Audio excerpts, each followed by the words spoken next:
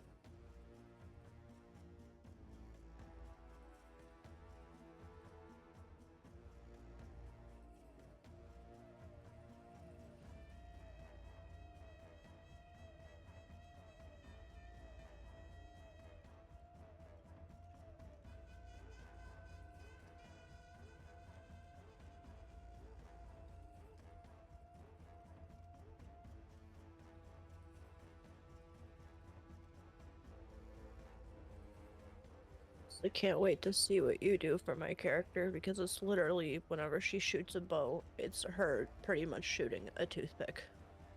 I can't fucking wait.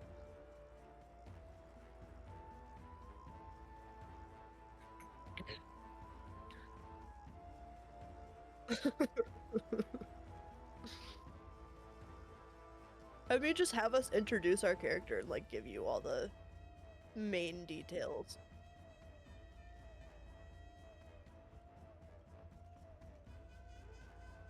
I just have a feeling like you're gonna have a hard time with me because there's this fucking 7-inch tall fairy.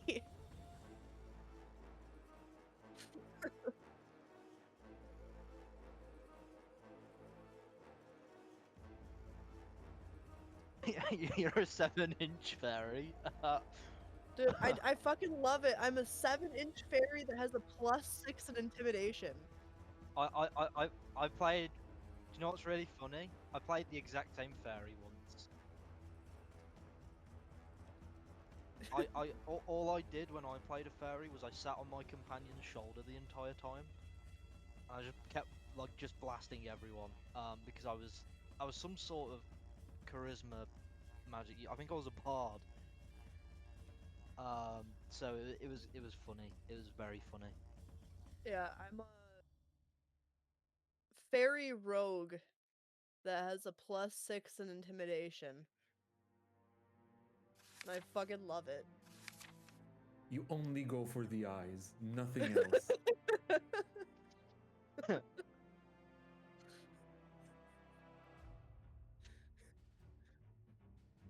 Yes. Yes. I am. What's it called again? I forget. Let me open the thing. Called Way of the Four Fists. Do you have 4 fists or have you only got 2? I'm a monkey. Yes.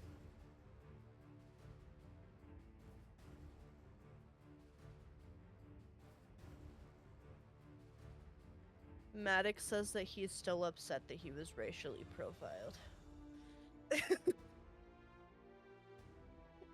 Let to know that if anything ever happens to my character, my backup is a dwarf.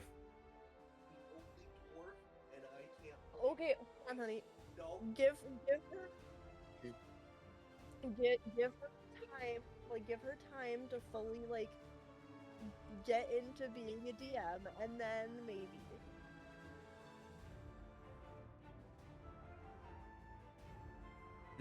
he had Anakin come up to me, point at me, and go, "Racism." Why we gotta bring up racism when I join the chat? No, Maddox is upset because he wasn't able to bring in Gomble Fuddle Cheeks, which is a dwarf. Because But people are that's gonna be because- streaming. That's because, well, not only that, it's I've streamed him playing before. It's more so this is Mary's first time DMing, Mm-hmm. and I don't think that she's ready to be able to put up with Gomble.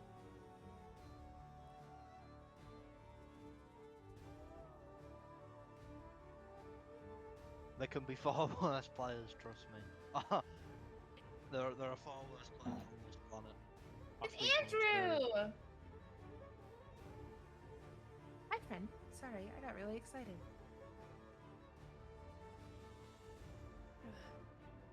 What, Bubs? What do you mean you need more?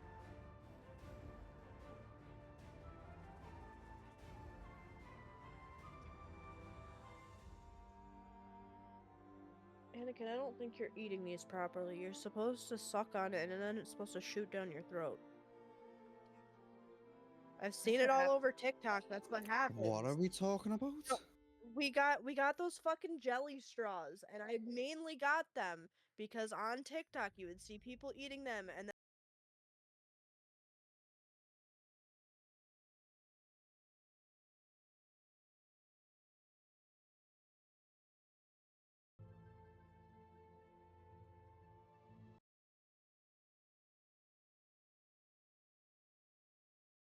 This one. Okay. Oh, wrong one. This one. Okay. Hello, everybody.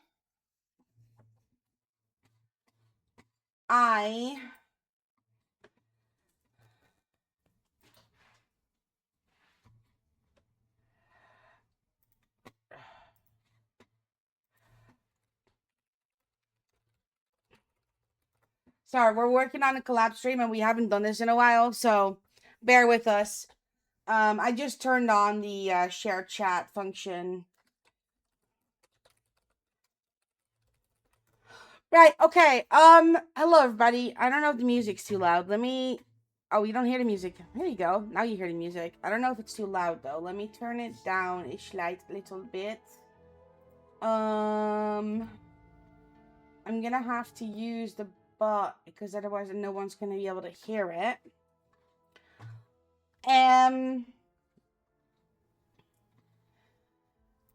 You can, believe it or not, see all of us beautiful people playing this wonderful game together. I'm trying to figure out how to work this.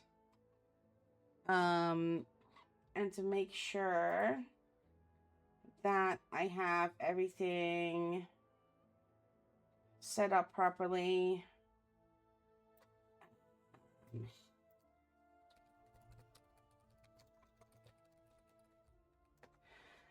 Okay, so we're gonna be playing Tomb of Annihilation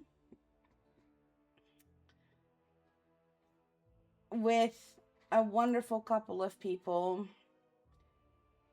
I am trying to figure out how to get everything set up so I can see everything I need to see. So if you guys want to bear with me for 2 seconds, this is all very new. I've never streamed D&D before.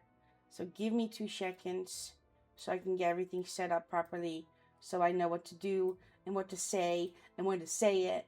Okay. Awesome. We have that open. That open. We have a shared chat with Cowabunga Cutie, who we are playing our game with. The music is about to stop playing, which is problematic.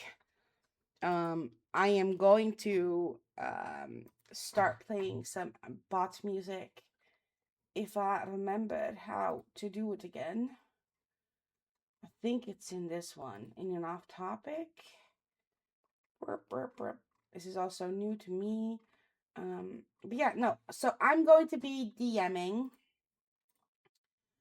This is not my complete first time, but this is definitely my first time doing it for a really big group. And doing it live on stream. And doing like an actual module. I've done one shots before. So everything's a bit spicy. I'm a bit nervous. So if that is all set up, Okay, got it. Gucci. I need more screens, guys. I need more screens. This is actually crazy. I need that sheet. I need that one. Okay.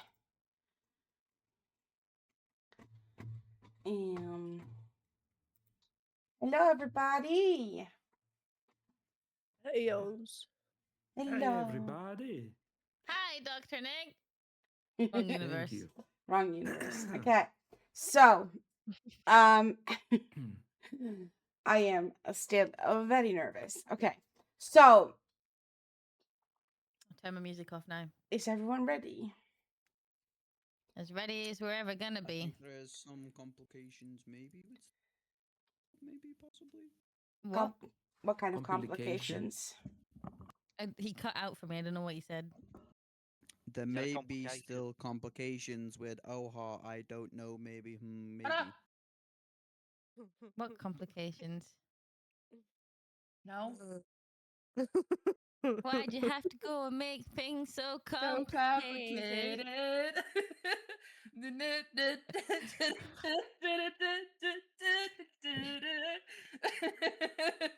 Oh my god. Oh Christ. Do you like my emergency overlays I made last night at 4 a.m.? They're I was really like, I good, don't have any overlays for actually. this. Fucking love it. Thanks, I tried. How do we find the map? Oh, that's where we load the map. This is going swimmingly. This Look, it's couldn't be session one. going It's always better. going to be a clusterfuck. We love It session only, Adrian it only and stops being a I- clusterfuck by like session 7. Adrian and I were up till ridiculous o'clock in the morning this morning trying to figure out my character sheet because half of it isn't in D&D Beyond. So we had to do a lot of amendments last minute. Some last minute amendments, but we're here. Does everyone We're hear the vibing now. music? Yes. Okay. Welcome. No. Oh yeah, that means that's why. Okay, does everyone hear the music? Yes. Yeah. Welcome to Tomb of Annihilation, a D&D session 1. We're gonna go and meet all of the characters, which I'm going to have you guys take a lead on because you guys know your characters better than I do. So I want to start by asking Valu Nueva. Did I say that right? Valu Neva. Neva. Not Neva, all okay. fancy business. Okay, Neva. Okay, Valu Neva. I'm just gonna call you Valu. Easier for me. That's fine. Valu, where would you find yourself on a general normal day? What do you look like? And what would you be doing? Well, as far as what he looks like, Valu is a man that stands roughly, he is a Goliath. He is 7'5" tall. Not very muscular. He's more, lanky, more lean. Green eyes, long black hair that's braided, and he is kind of covered in paint and tattoos and probably dirt. And where he finds himself, honestly, he's probably, he's got some wanted posters out for him. You see, he's not exactly a good man. You got to make by, you got to get through in life. So Valu's probably, sat in a prison cell right now. All right. He got caught for committing crimes, unspeakable crimes, theft. You name it, he's probably considered doing it. Right. Nyx. Describe your character La. and where you find yourself. My character is a bit of a question mark character. She's a tiefling bard. For a tiefling, she has a pale complexion, rather human-like. Her eyes are quite mysterious as well. She has one white normal looking eye but white iris, and then one fully blacked out eye with a white iris. And the blacked out eye resembles thunderstorms. Like she's stormy, angry. She has a very dark past, very unknown. She doesn't know much about herself, but she knows there's something not quite right with her. Very mysterious. Where she would find herself, probably just wandering the roads at night, looking for where her next pay is gonna come from. Trying to get by each day, every day as it comes. That's our next. And where would she be at the moment? Like just a general like Right afternoon. now, afternoon. If we're talking, if it's what time of day in the afternoon? You know, Very specific. 5 p.m. 5 p.m. Probably on our way, heading ourselves to the nearest tavern. All right. By where she's heading. All right. We got a drunk. Elrond, Yep. where would you be? What do you look like? Fuck. And what would you be doing? So I would be in a, I guess best way to describe it is a destroyed village. He's trying to live out in, I guess, seclusion and try and make up for penance that he did when he was in servitude. He's a wood elf. Brown hair, teal eyes. He was a bit of a, I'd say, outcast because he was misunderstood in his youth in the village. And he's trying to restore his rundown village, so he's only got like a little hut that he's living off, and he's currently just living off the land, trying to tune himself back with his ancestral past and trying to, what's the word I'm looking for? Keep his family heirlooms and his family's memories and the village memories and teachings on for hopefully a next generation, or passing villagers to spread the tales of what he learned when he was still a kid. All right. And where would he find himself? What would you be doing on a general afternoon at 5 p.m.? So Elrond doesn't like to really venture out. He's I'd say a bit of a loner. He's hard to trust people, but he wants to rebuild his town. So right now he's still in the process of, at this point in time, he's still trying to rebuild his house first off, well, his family home, and rebuild his village, and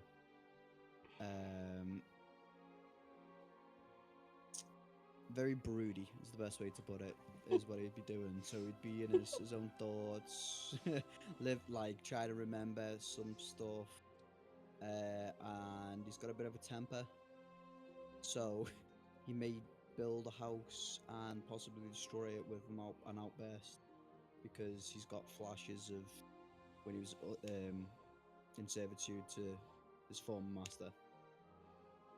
Okay. We go to Nimble Moon. Ooh, fun. So Nimble Moon looks, like your average everyday man monkey hybrid. He's got he's about like 5'10" ish. Would be a little bit taller if he didn't walk with a hunch. His arms and legs are a little bit longer than the average humans.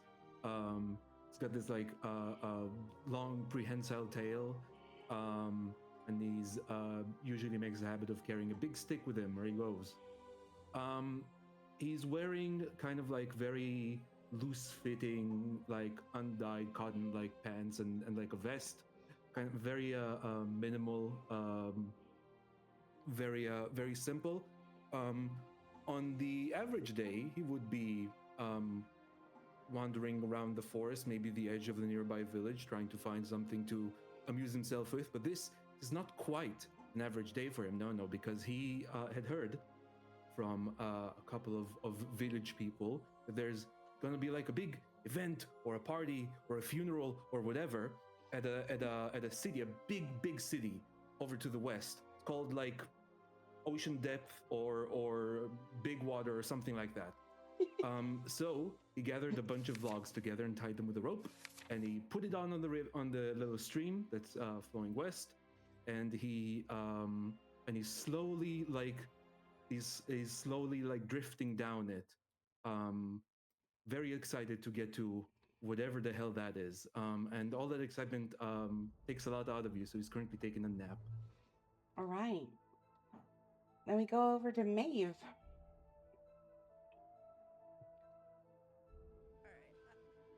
So Maeve is a tiny little 7-inch fairy that wears a black leather armor.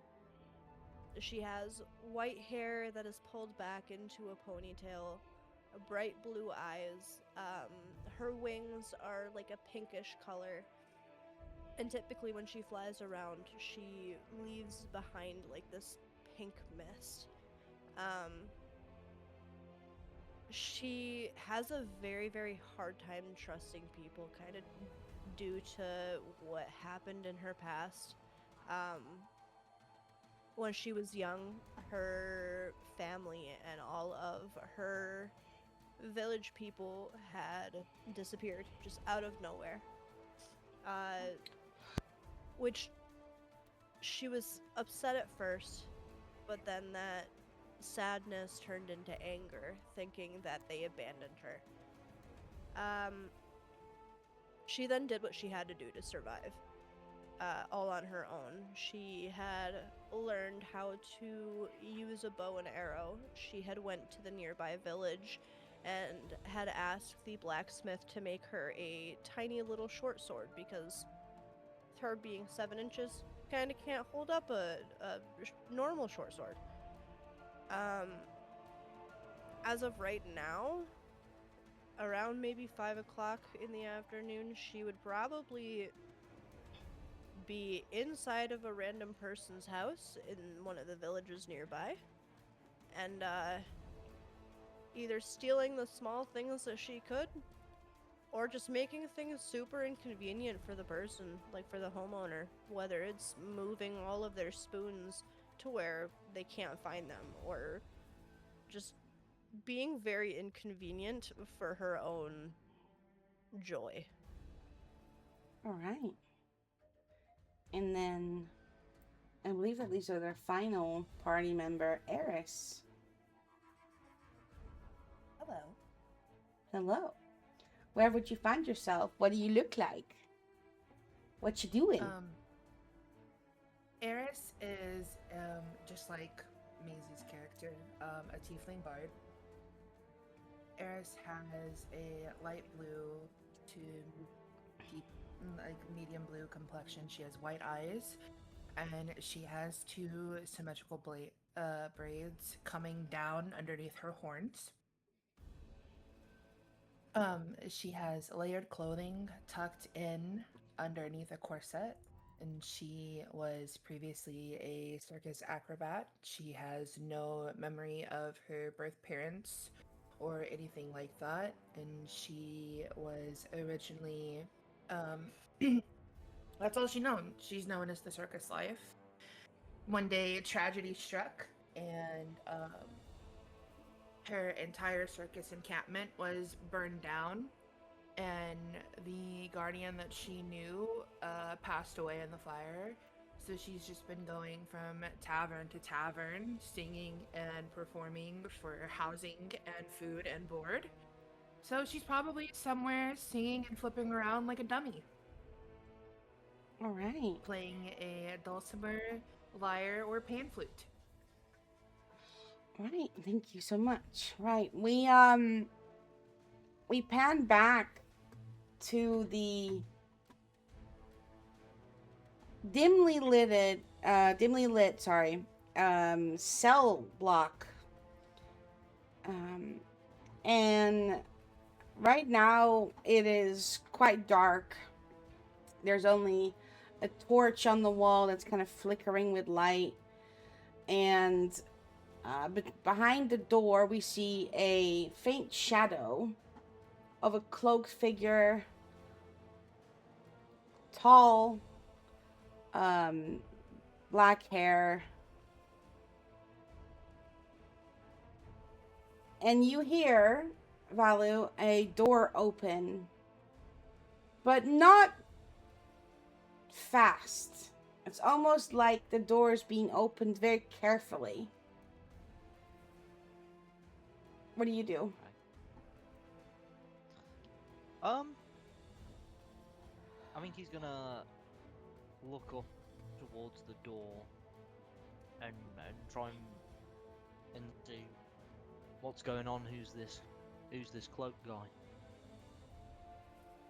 Right. So, a cloaked figure comes through the door and quickly, as if it's nothing, clicks his fingers and the light goes out. You're now standing in your cell, and across from the door of your cell there is a cloaked figure completely in the dark, and all you really see are the shadows of his shape, his silhouette. And he speaks. I heard about you. You seem to know your way around. I mean, I guess he kind of gulps. Doesn't really know what's going on right now.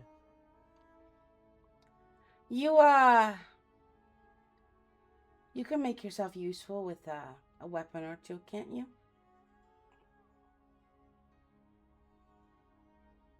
I could, yeah. Why are you in here? Yeah. Misunderstanding, you see. You know, this lady at the stall, she thought I was trying to rob her. What I was trying to do, I was just trying to borrow some things. But obviously, misunderstandings happen all the time. Borrow. Yeah, borrow. Would have gave it back. What are you trying to borrow? Well, it was a piece of bread. I would have took half of it and gave half back. I saw all these posters with your face on it. Ah, of course you did. I have a deal for you. I need someone to do something for me. And I don't want to do it. That's right. What is it that you don't... What's the deal? See, I sometimes do these tasks for a lady called Syndra Sylvain.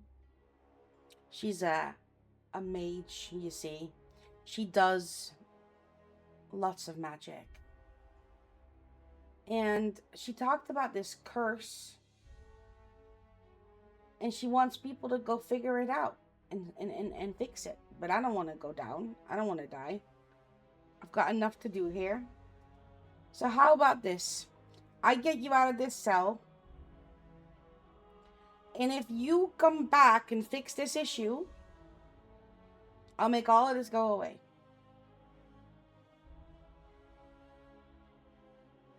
All of the charges against me. Yeah, charges.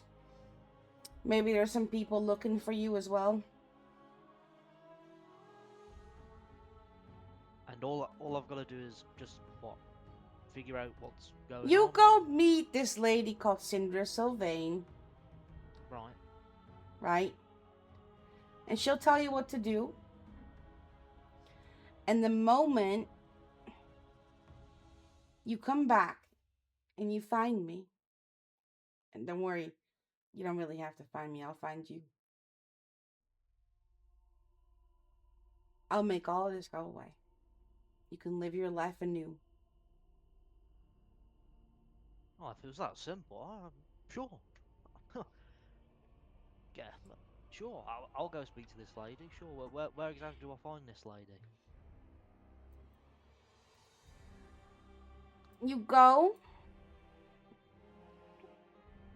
to Baldur's Gate. Right.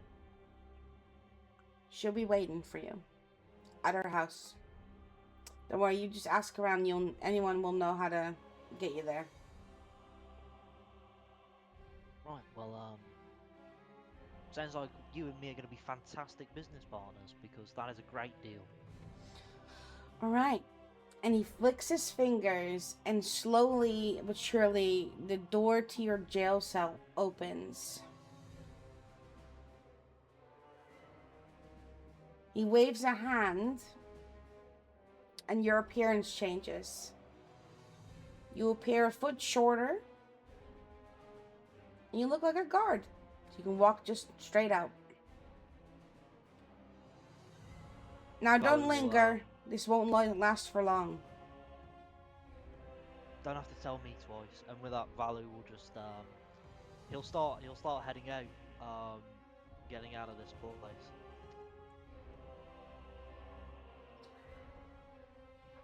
Right. Nyx, you find yourself at one of the most popular taverns in Baldur's Gate. And when you walk in, you are greeted by what is a almost sculpture of what looks like a mermaid. But where her tail is, a bunch of chopped off hands are kind of like hammered into where her tail should be. This tavern is known for how they treat thieves, people that steal things. They have great food and great drinks. And when you're here, maybe some entertainment? If you feel like it, of course. What do you do when you walk in? I'm gonna walk in, kind of just, looking down at my feet, kind of not trying to pull any unwanted attention. Kind of just wanting to be on my own as per usual. I walk up to the bar and order some ale and take it to a cozy, quiet corner in a dimly lit part of the tavern, far away from people, far away from attention, and just sit there, enjoy my ale, and just casually just write some lyrics, probably on a coaster that I found, like one of them little sheets. We're just writing some lyrics that don't really make much sense as of yet. Just minding my own business. Whilst you're sitting at this table, drinking your ale, you overhear a conversation. In that conversation, you hear two people talking about this story they heard, that they're looking for people to help fix something called a death curse. There are people in a place far off are growing thinner and weaker, but slide slowly towards death, and no one really knows why.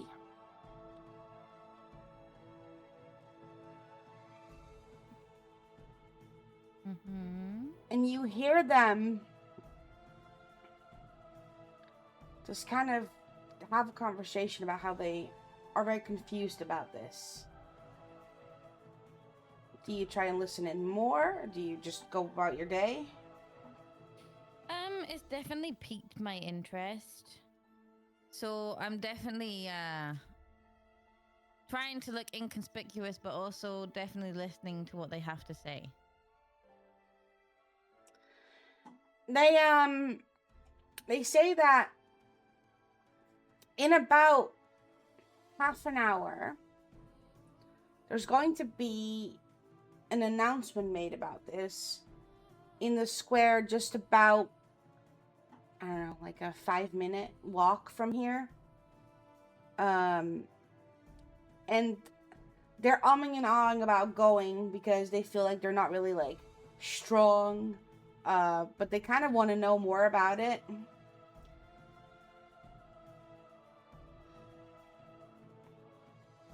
So they're kind of just having that conversation. And so there's going to be an announcement made about what is needed, what they want for this in the square in about 30 minutes. Okay.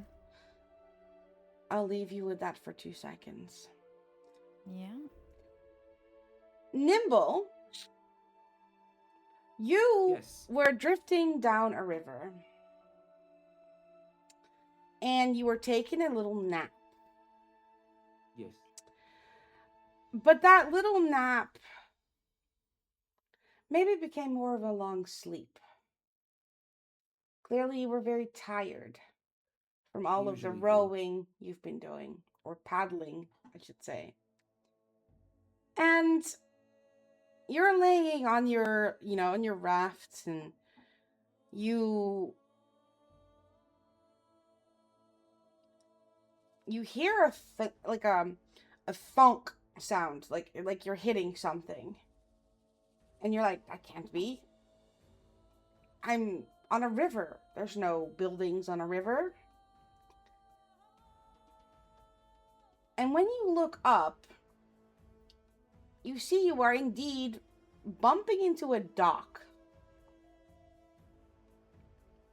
You drifted with the ocean and the river's flow, and you ended up in a harbor, it seems like. Oh, cool. I must be here. And when you... are there like any people wandering around? I mean, there's some seamen around. They're tying up rope and cleaning decks of ships and such. They're just doing their day-to-day, like getting done with the day, kind of sailing things. There's not a lot of activity right now, but there's definitely some people around. I would like to wave in one of them. Go like, hey, excuse me, is this what's the place called? Salt Lake City place? You're looking for what place, sorry? And a guy kind of walks up to you. Oh, good. Gosh, I can remember the name. It's a city by the water, and its name has something to do with water. Like Big Ocean City. You're in Baldur's Gate. I don't think that's it. No. Well, no. That's where you are. Are you sure? I'm pretty sure. I live here. I work here. Oh. I must have taken quite a nap then. Jeez. You know what? Give me a sec. I'm gonna roll a d20 and see if I can remember the name of the city. There it is.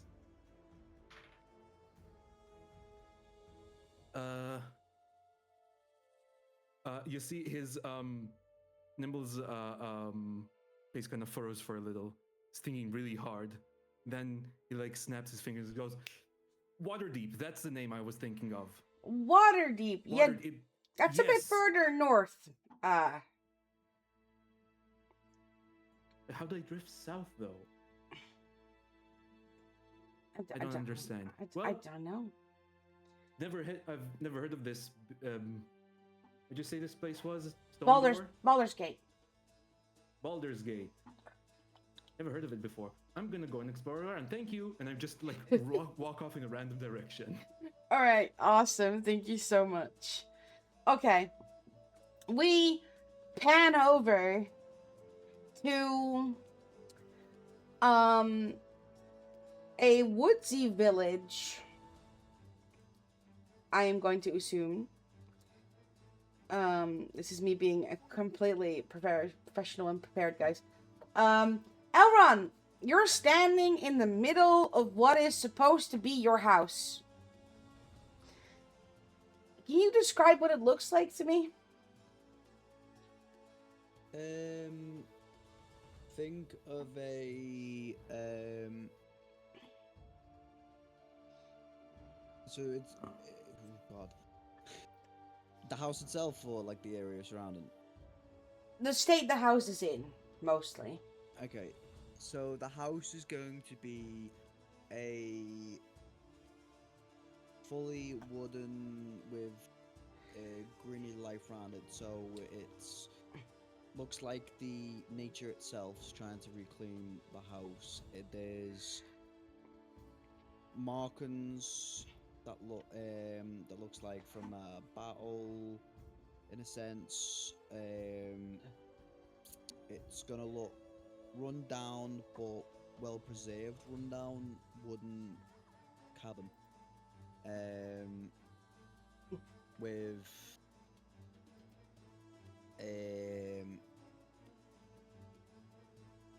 what looks like wind charms on the front of the door.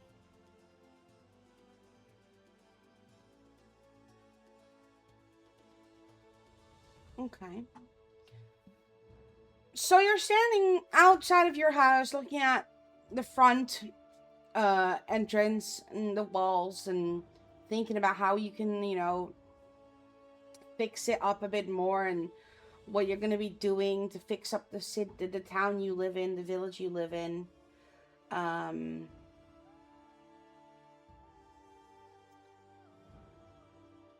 You hear a voice in a language you don't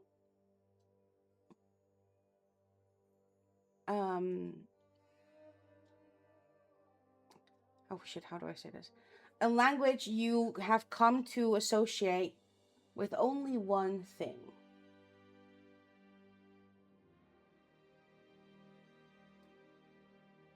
And it says, I need you to do something for me.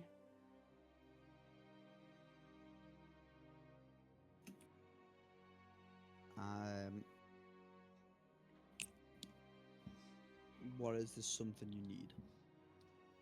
I need you to go somewhere, talk to someone. It will all become clear once you've done that.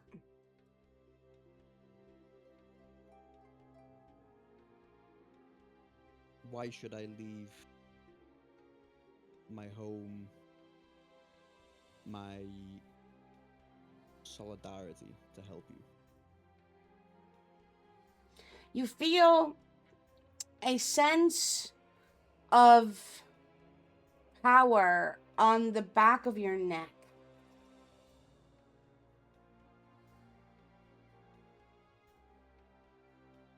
I gave you power once.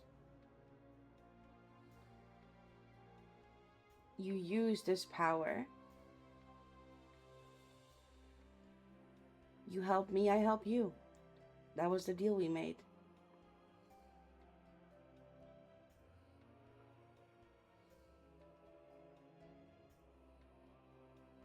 With hesitation and a side breath, I respond very well.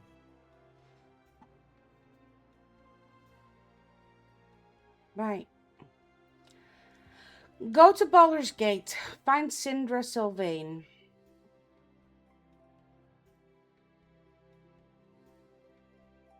But what must I do once I find this Sylvain?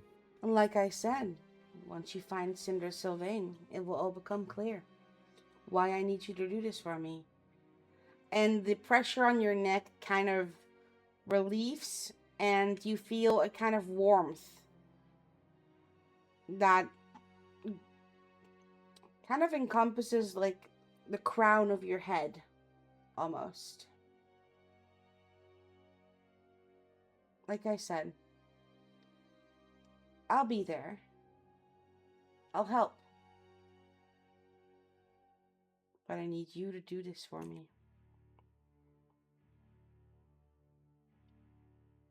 Very well. I will gather supplies and leave at once. All right.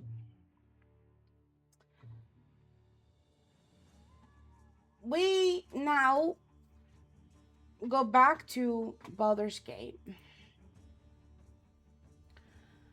and come to a big open area, almost a square, you would say.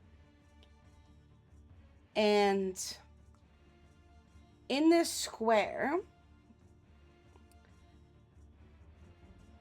there's a priest, some guards, and some onlookers. A lot of crowd has formed.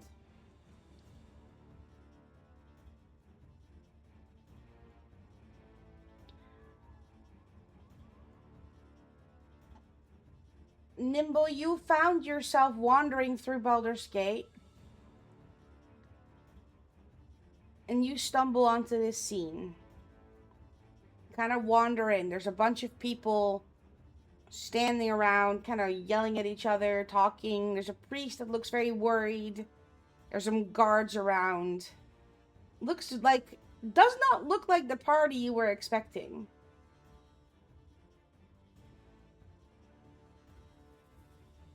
Oh, you said there was like a crowd gathering around this priest guy? Yes. I go to one of a person and like I tap on the shoulder and I kind of lean in and like in a half whisper and go, "Hey, is this some sort of like street performance or?" Oh no, there's a dead guy on the floor. Oh. The priest is trying to do something with it. Oh, is that like a routine? Do they usually do that with dead people? No. We don't know. He's trying to do magic. And this person looks actually confused and very concerned about this whole ordeal.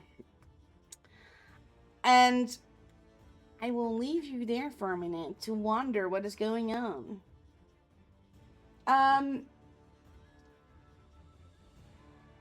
Eris, you were looking for a tavern to go play and perform at. And you have just found yourself in the big city of Baldur's Gate. A lot of taverns. And you happen to walk in to a tavern called the Blushing Mermaid. Hot. And when you see on the front of this bar, there's this mermaid statue sculpture with a bunch of chopped off hands.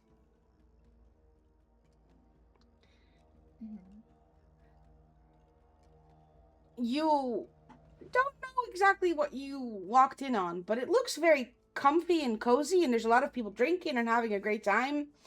And there's currently no one performing. Nyx, you notice another tiefling walking in the bar.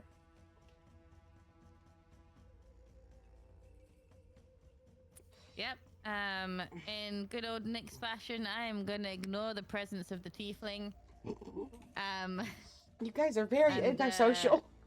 Avoid eye contact at all costs. All right. No Eris, solidarity, I understand. what do you do? Naturally, I'm gonna scan the room, and I'm going to notice the other tiefling. I'm gonna scan her up and down, see if I can notice any sort of equipment, see if she's anything, possibly notice if her and I went to the same type of college, background being that I went to the College of Glamour. see if there's anything on her person that I can notice if we did the same thing. See if I can notice any instruments or anything like that on her person. What type of roll would I have to do for that? Perception. A perception roll? Yes. Says under wisdom. Fuck, my character's dumb as fuck, dude! No, that's intelligence. Wisdom is being wise. It's not the same thing. Yeah. Dude, I have an 8 in wisdom with a -1. You forgot my character can't read, dude! It's fine. Just what am I rolling? What so a fucking dice am I rolling? D20. So that's the Fuck. Fuck, dude.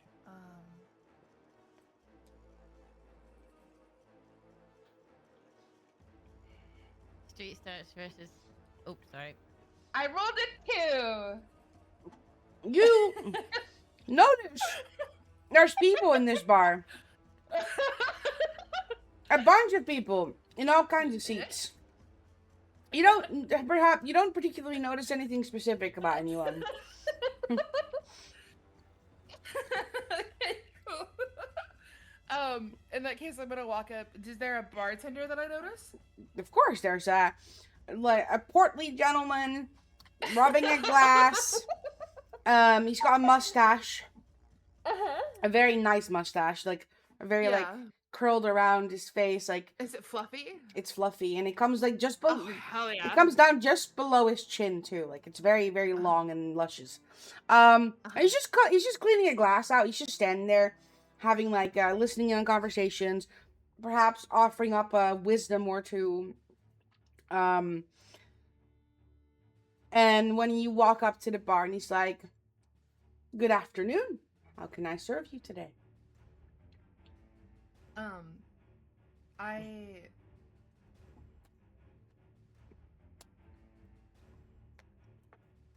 Sorry, I froze. I panicked. You're good. I would like gently place my small lyre on the bar and ask him if he has any spots for board, and ask if I can perform for board for the evening. Oh, of course, Or yes. if that's something that the bar does. Oh yeah, no, of course. We have some we have a few rooms upstairs. You can definitely there's a stage. It's all yours. We have no one in tonight to perform as far as I'm aware. What's your I would name? think him, Eris Wildpetal. Nice to meet you, Eris. I'm Roger. I'm sorry. That's Oha, that's not Eris. That's Oha, that's not. It's all good. Fucking Roger? I'm gonna give them all really stupid names like Fred, Roger, Richard. Well, it's fine. Alright, well, she's gonna thank him, and then she's gonna grab a small bag, a smaller bag out of her pack, and she's gonna go start setting up on stage. All right. So, an Eris is preparing to perform. Next, you are watching this tiefling coming in, attempting to scan the room, failing miserably at it. And now she's setting up on the stage. What do you still just ignore it? No, I'm preparing to leave. I'm getting up ready to leave. Not just purely because another person's about to perform and I don't want to hear it. Mostly because I'm gonna head towards the square. We are approaching that half an hour now. So I'm gonna head to the square to figure out what's going on about this curse thing. All right. So as Nyx makes to leave, Eris, you are done setting up your stuff. And you start playing a little melody, I'm assuming, singing a song. Maeve. Yes, ma'am. In a big city like Baldur's Gate, what would Maeve be like? What would her priority be? Oh, still robbing houses and making things inconvenient.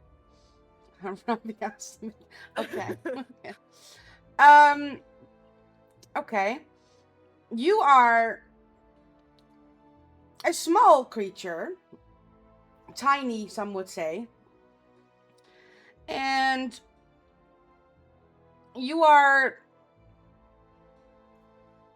currently in the process of leaving a house you have just cleaned of its valuables, I would say. And while you're making to leave, you fly out of the, I'm assuming a window. Would you use a window? Would you use a door? Like, how would you come in and out? So it probably wouldn't be a door just because of how tiny I am and the fact that if it's closed, it would be a bit harder. If there is an open window, I would go through the window. If like the windows and doors are all closed, I might even go through like the chimney. Okay. Just use the fireplace or any way that I can get in and out. All right. You poof out of the chimney at the top of this little house. And you leave a little dust of soot and grossness from like an old fire. And it kind of poofs and it mixes with the pink mist you would leave behind when you're flying. And you see in the distance a crowd gathering. A big crowd on a square, like a little bit away from where you are currently robbing.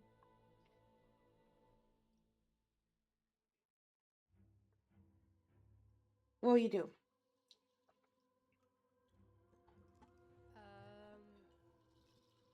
To be honest, her curiosity probably peaked at that point, and she doesn't really care about the things that she stole anymore due to that thing probably being half of her size. Just because like when she steals like gold, right? That's half her size. She actually has to go get it like reduced in size. She has to she has to go to somebody to get it to become smaller. Get it chopped or up. She can put it in her bag. Yeah. Yeah. So she probably drops whatever in her tiny little hands and goes to fly over. So you drop a handful of like it's valuables. It's like it's rings. It's maybe a necklace. All that could fit around your entire arm, basically a ring for a normal person.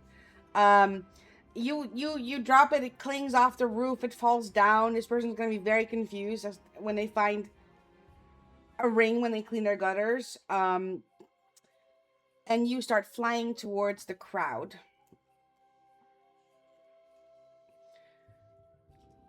Now, when when you're leaving the tavern to walk over to this square, a couple of like people start like running past the tavern entrance, and one of them kind of like pops its head into this tavern and says, "Come to the main square. There's something really weird going on."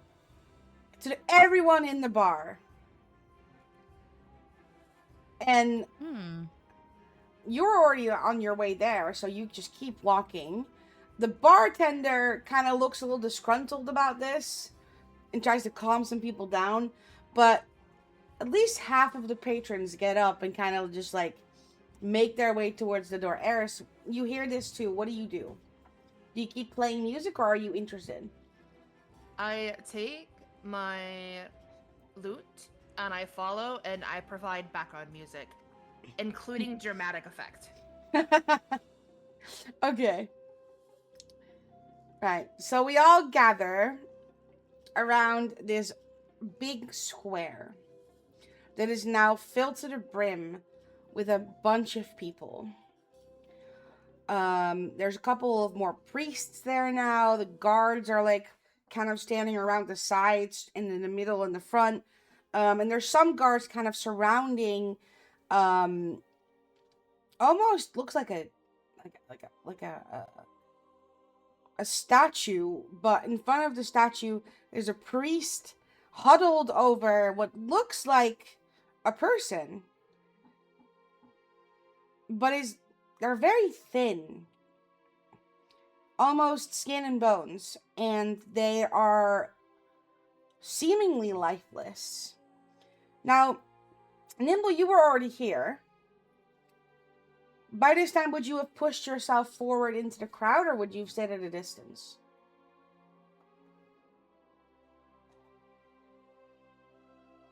Sorry, did you speak to me? Yes. I would definitely push further in. I want frontline seats of this shit. Okay.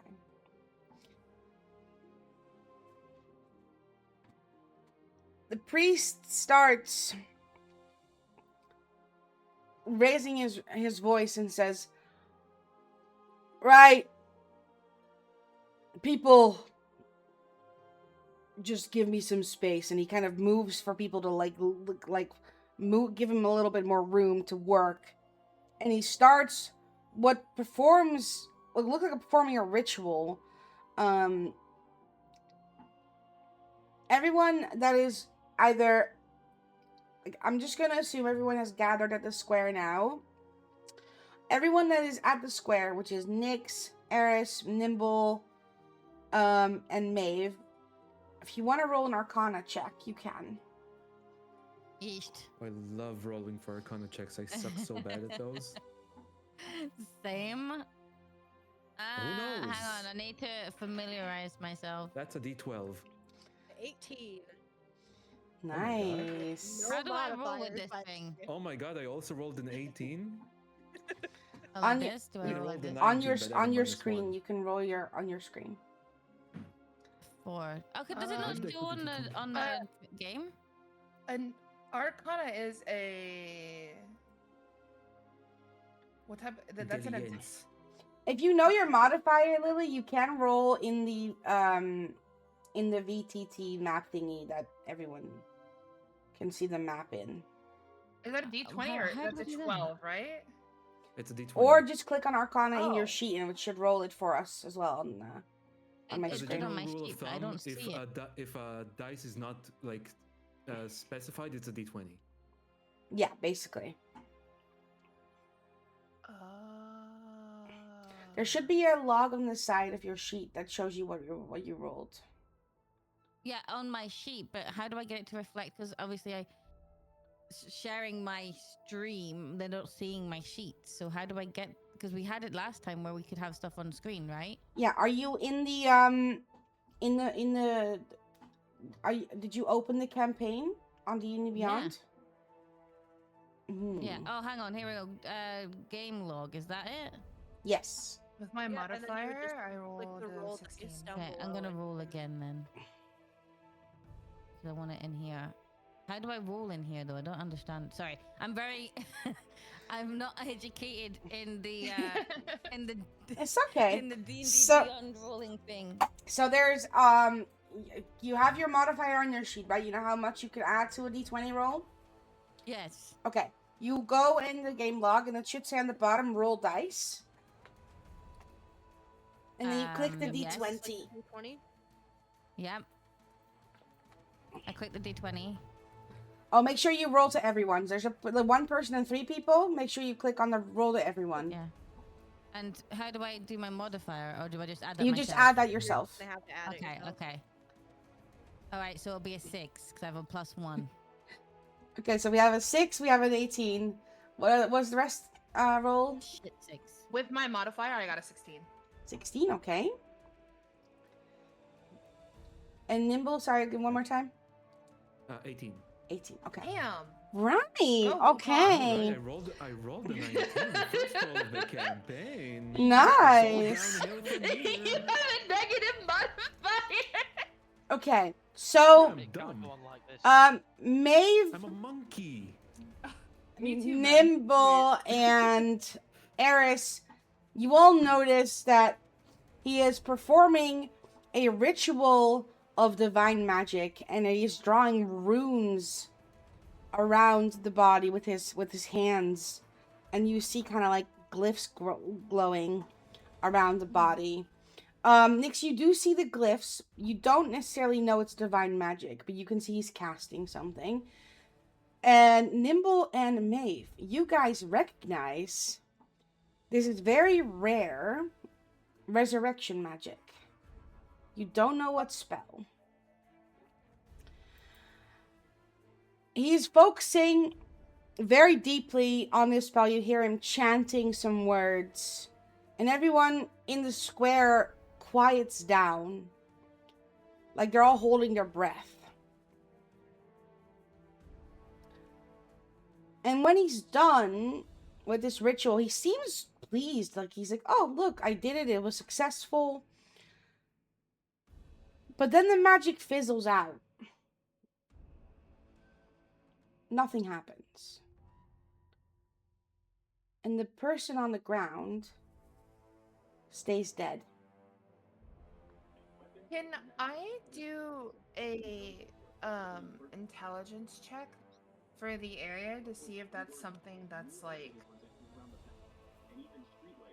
Sure, yeah. To see if that's something that's like allowed in the common area?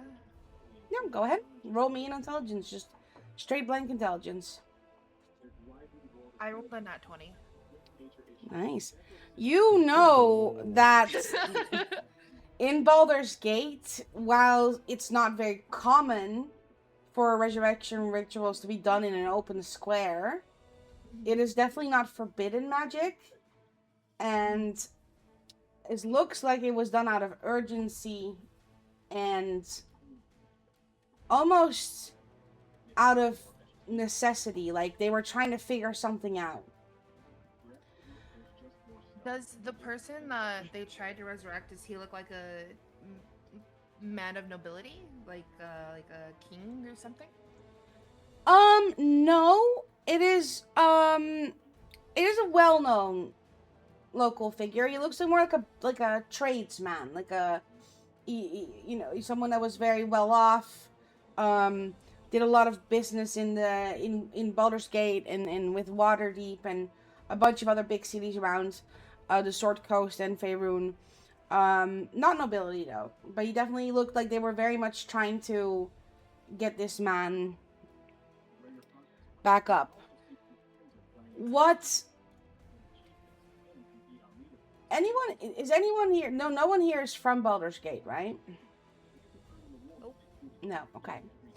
Right, we'll have to figure that out later then.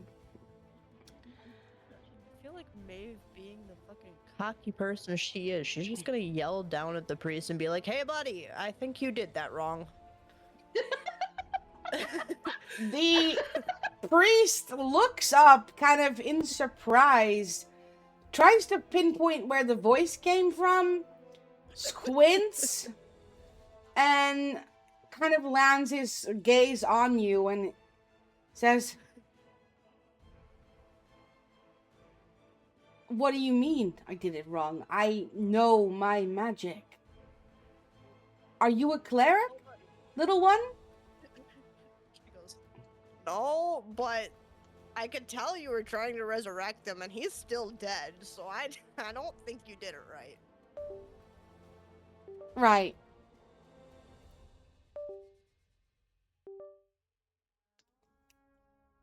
This is... And he kind of like...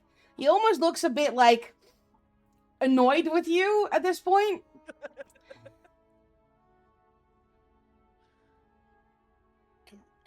And he just kind of like... He turns back to the crowd and he says... "We don't know what this means, but I'll assure you I will try and figure it out.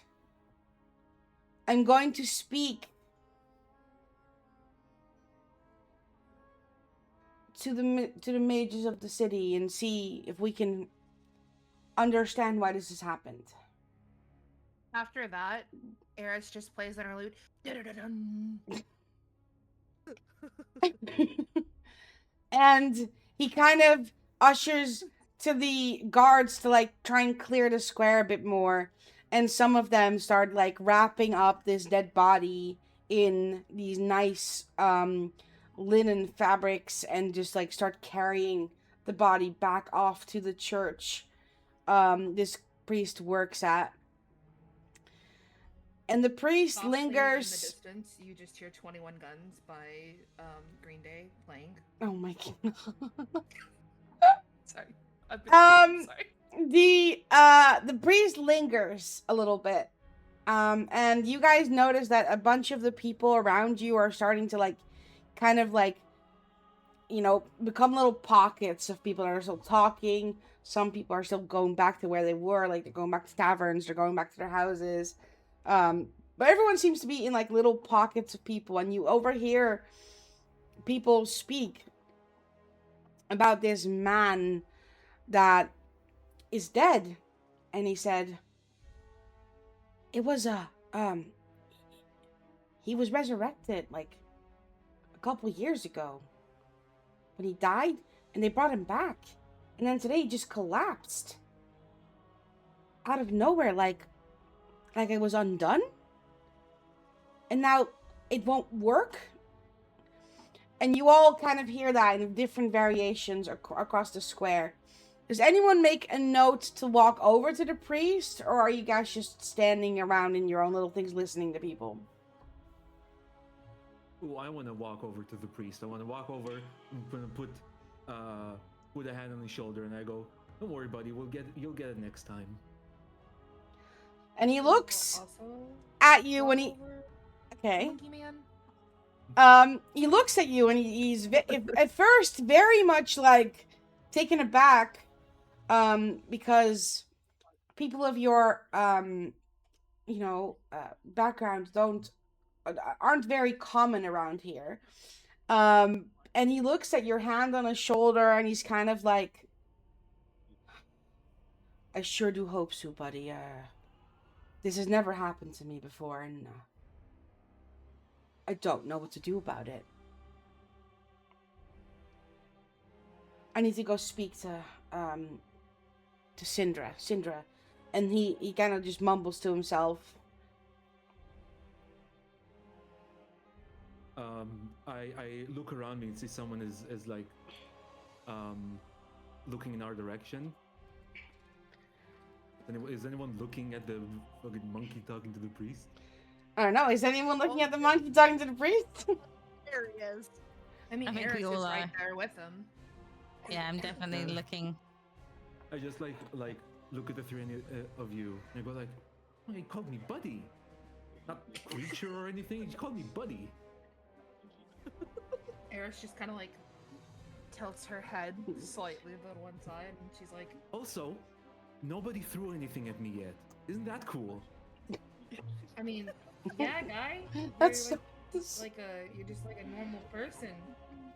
Do people normally throw shit at you?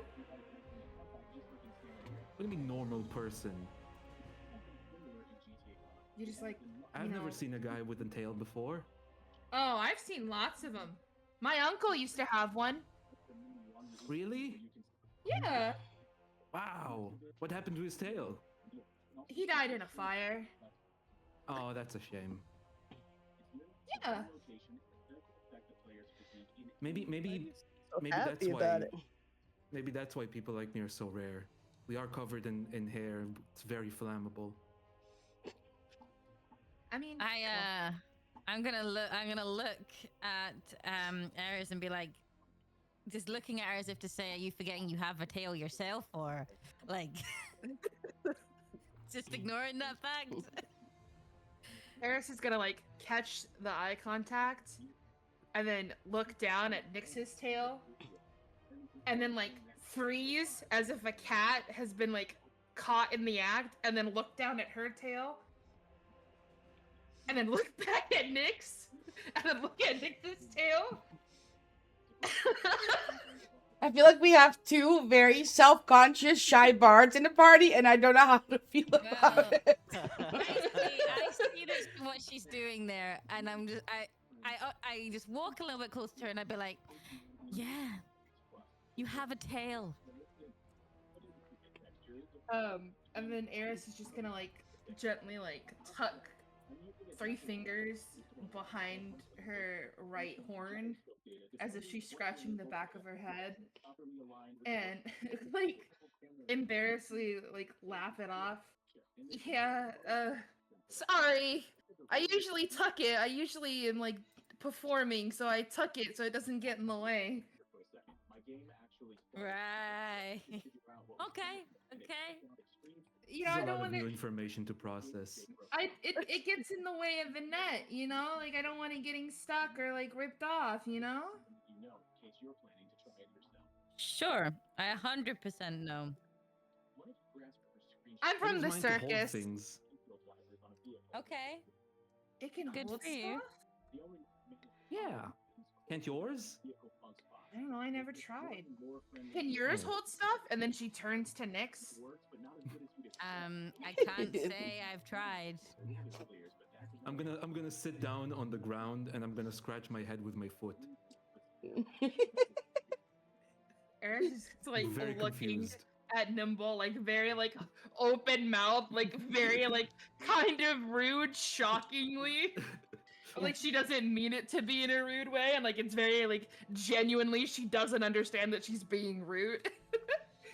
Maeve, you see Farley doesn't this? understand it either. Maeve, you see this It's the happening? most polite like thing people do to him is look at him like that. Maeve, you see this happening from afar. I see a monkey sitting on the ground scratching his head with his foot.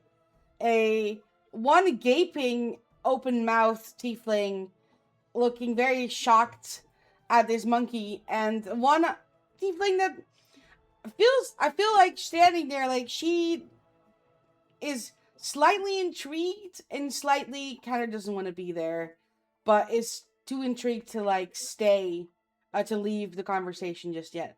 Do you move closer? Do you stay at a distance? She'll fly in a bit closer. I'd say like maybe 5 feet above the tallest person.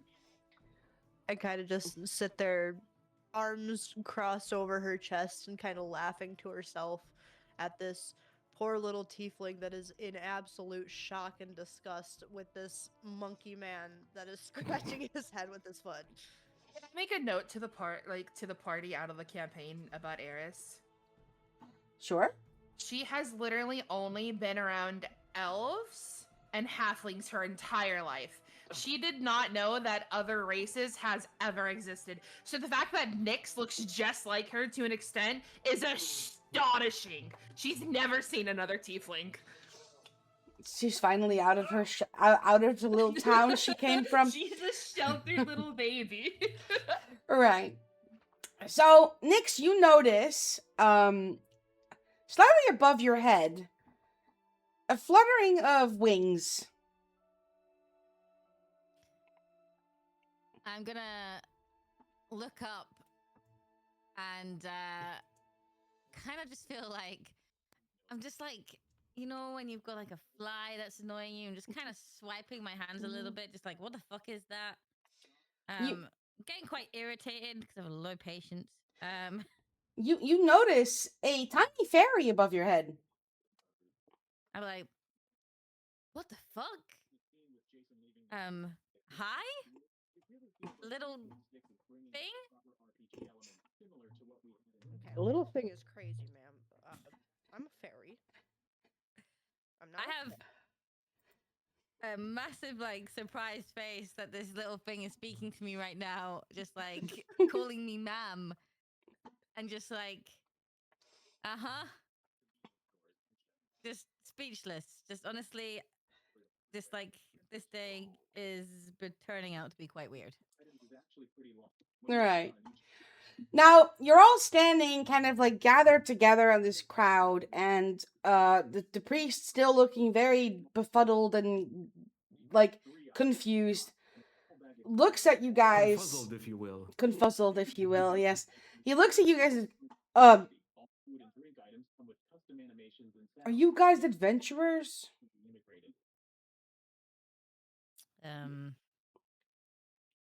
Well, I wouldn't call myself an adventurer, so to speak, but I've been around a few places, doing a few things. He looks down at the monkey. He looks up at the two tieflings and the fairy, and he's like, "You know what? Follow me."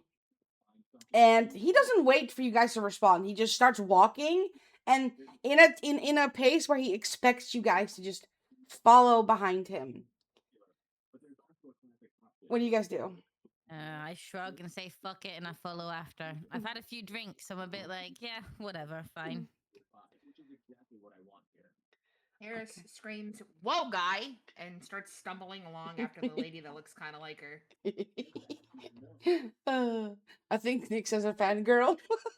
Nick's just about to get very annoyed very quickly, I feel. Yo, chill. And the I monkey. feel like Maeve would look at the monkey man and be like, "We're just gonna follow a stranger?" What do you mean, more adventure? This is like the best day ever. I love Nobody's throwing a adventures. fruit at me and I get to go on a ride? Let's Yeah. go! I've been called buddy? Nimble. I'm somebody's buddy? Nimble is so I've cute. only been That would buddies be with so sweet, squirrels bro. before. Oh, Nimble is so cute. I swear, I love him already. Okay. And he starts following, he starts walking into what is only described as one of the more wealthier neighborhoods of Baldur's Gate, called the oh shit, wait. Preparation. Music bot, no! Is it stopped playing? No, I need to play. Okay, wait. More music. Sorry, guys. I'm such a professional. Can't you tell? This is exactly how I thought this would go, and I'm in love. Okay. I'm just so excited for Maeve to meet Valu and just Maeve is this giant fucking being. Yo, I have a question Yeah, in I'm regards very to excited Maeve. to meet Valo too. Yeah, so fun fact, Valu is actually smaller than most Goliaths. Right. So, It would still you probably be the tallest in the group. Yeah. you guys walk through the temple ward, seeing a bunch of beautiful looking cathedrals, smaller churches, temples, and the like, into two massive stone gate doors, covered in ivy, into the Manorborn district. And most of you will probably have never been in streets this fancy. There's guards at the gate. Not everyone's let in here. And every house is standalone, massive, and has its own gate around the property as well. And he follows you. He takes you guys through a couple of side streets to this really beautiful red brick mansion house with the wall with there's a gate, like a lower gate wall covered in kind of a mixture of pink and red roses and ivy strewn about.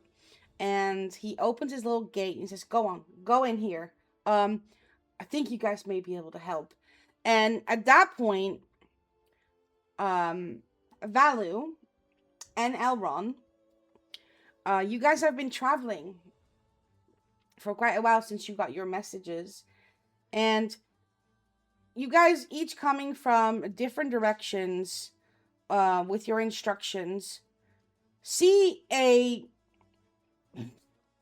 what I can only explain as a gaggle of people, a monkey, two tieflings, a fairy, and a priest walk towards a mansion.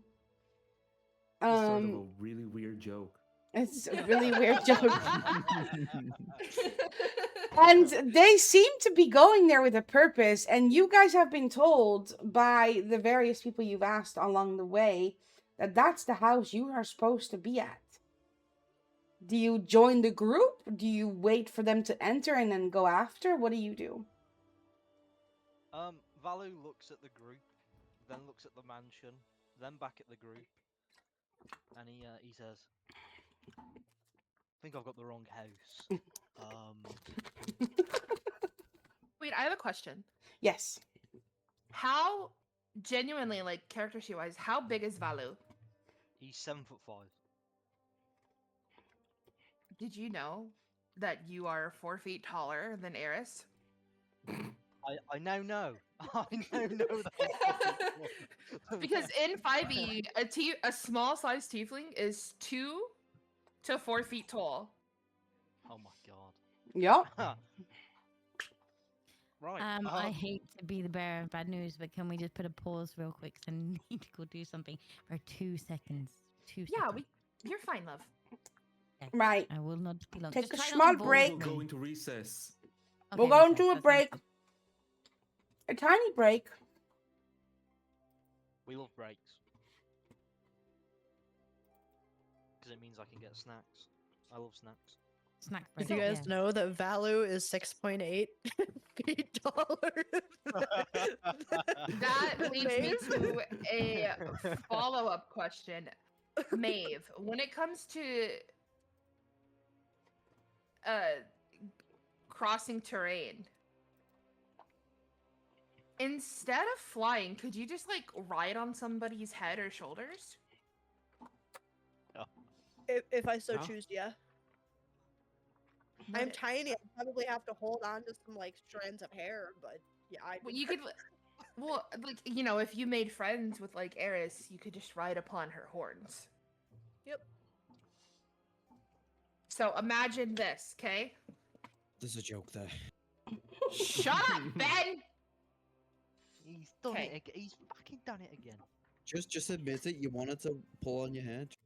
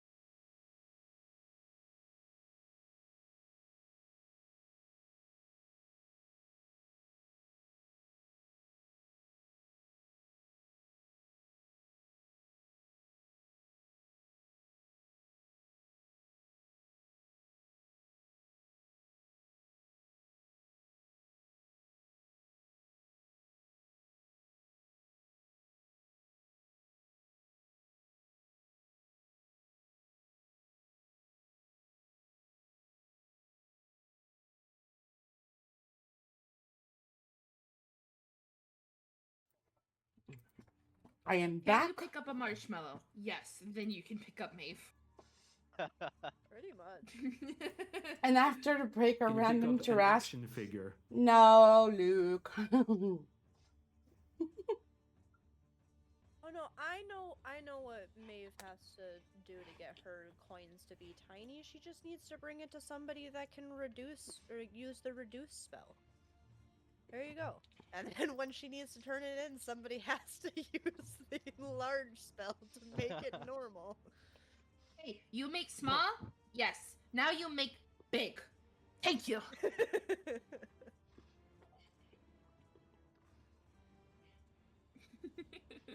Maeve's gold coins are just like little gold pieces that you find in like the water. Yeah, literally. She gets her coins to a blacksmith that crushes it You into are playing dust. D&D without me, damn. What kind of friend are you? Pixie dust. Dude, I really, really hope. Listen, that there's you're already paying like attention 6 to players Maeve. here. It's a very big group. I Feel bad really for hope me, Luke. nobody's paying attention to Maeve when they go in the house, because I feel like she's gonna be shaking with excitement that she's in a rich neighborhood. Maeve and Valor are Listen, just shaking their hands. I'm like, a "Oh, DM. we're going This out. is scary. We're going out looking. We are bit of window shopping. No, we'll be buying. What I missed? We're just a Yeah. Good pause. Adrian cut out.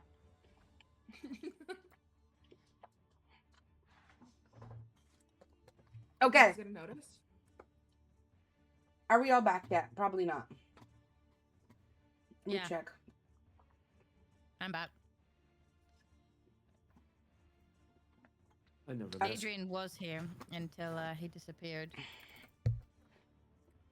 Adrian! Goodbye, Adrian! I have a question. Can anybody else speak Sylvan, or am I the only one? Find out My in character- character. Pretty sure you're the only one. Damn it! My character can't even read, bro. She can speak common, draconic, and sign language. Nice. I'm just wait for everyone to return and then I wanna have a look around.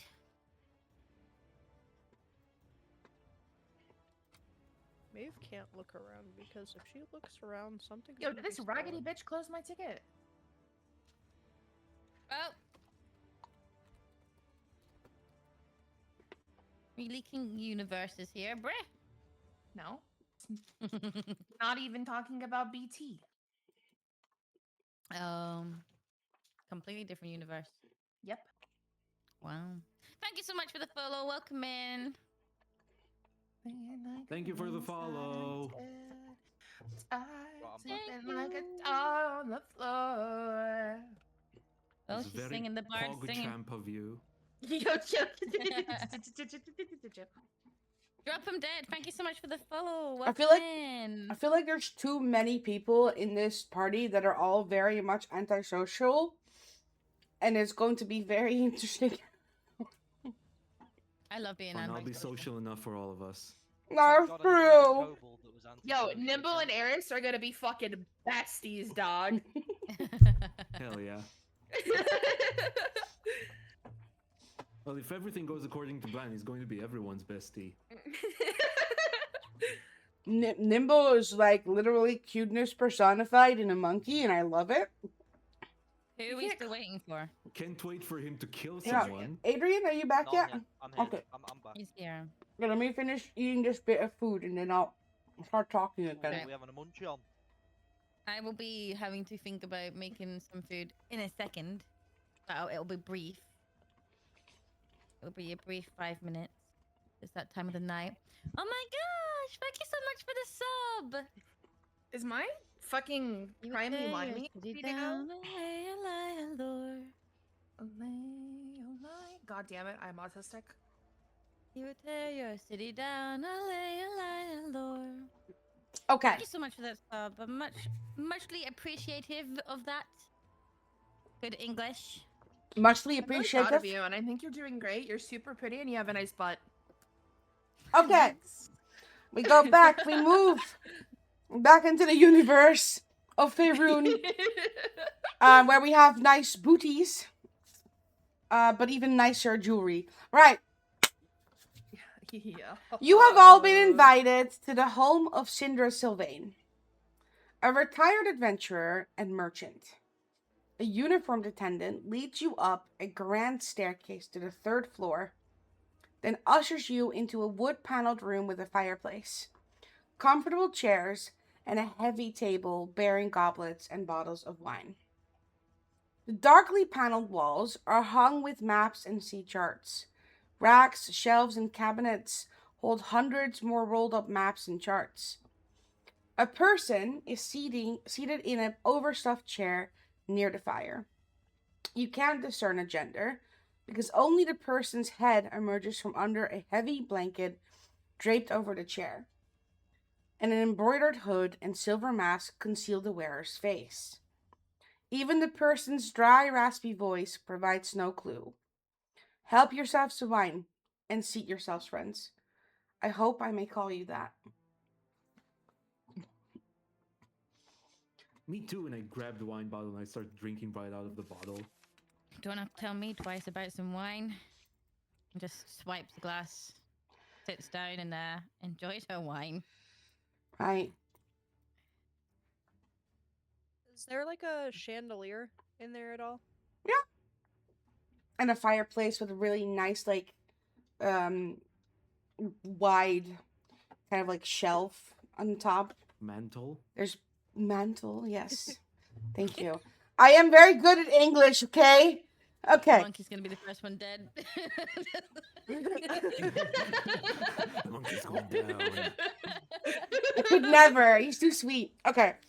So Syndra sitting in her chair with a heavy blanket around her and a silver mask on her face. Moves with her one hand to like have you all sit down around her, and the priest takes kind of a spot. He stands just right like off of the left of her chair, and starts mixing something that looks like a potion, like to help her with you could only assume some health condition she may have.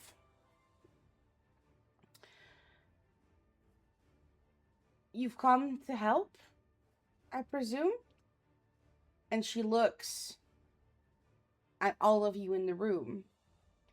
Now my question is, Valu, Elron, did you follow the group? Or are you still outside waiting to go inside? I think Valu probably would have gone in.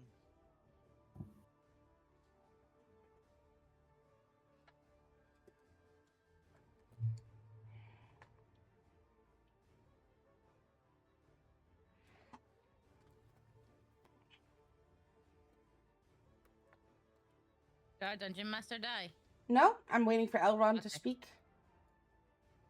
Oh shit! Sorry, my bad. I would have followed the group, but trailed from behind, and while I'm guessing everyone's sat down and all that, if there's like a I guess divide of the room, like the sitting room that they're in, I'll be in like the archway of it, just leaned up back, listening in. All right. You, at first I must thank you for, showing up when I need some help. I'm just gonna get straight into it. I was an adventurer years ago. I died once and was raised from the dead. I have since closed the door. Like you, sorry. She gives you kind of like a slight smile, and kind of like shakes her head a little bit, and then she goes back. I have since closed the door on that chapter of my life. The death curse you've heard about has struck me. I don't know how much longer I'll last before I perish. Clerics have no help to offer.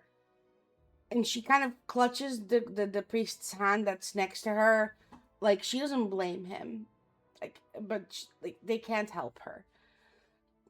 They're stuck. They don't know what is happening. My contact in the Harpers have learned that the cause of the death curse is a necromantic artifact called the Soulmonger.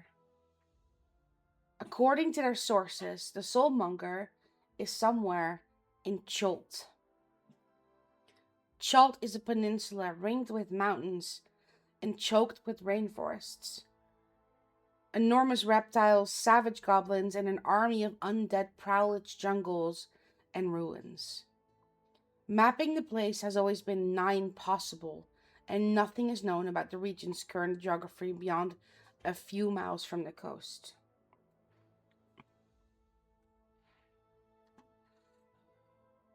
That's a lot of words you just said. A lot of them don't make a lot of sense. Also, death is not a curse, silly. Curses you get from like touching a magic or something. Death you get from like eating a bad mushroom or going into a bear's cave. Two different things. She looks at you and she gives you a small nod and she says, I understand what you mean. But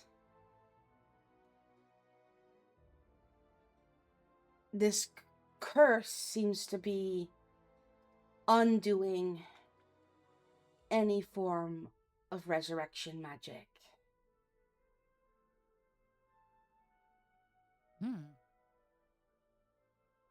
So, people like me are expiring, even though we've been brought back. How many people are there like you? Not as many as there are alive, that is for sure. But it is nigh impossible to know how many people have been brought back exactly. It's not like it's easy magic. But we've been seeing a rise of some of the more well-known people that have been helped by this kind of magic. And they're all dead or dying. And if... Side question, real quick. Would you say earlier about the voices for me that says I own one? Are you going from the story that from our last run with Elrond? You don't have to know that yet. And Okay. what's happened there is, mate, you've been 1-0'd. Go with the story, Elrond. It's okay.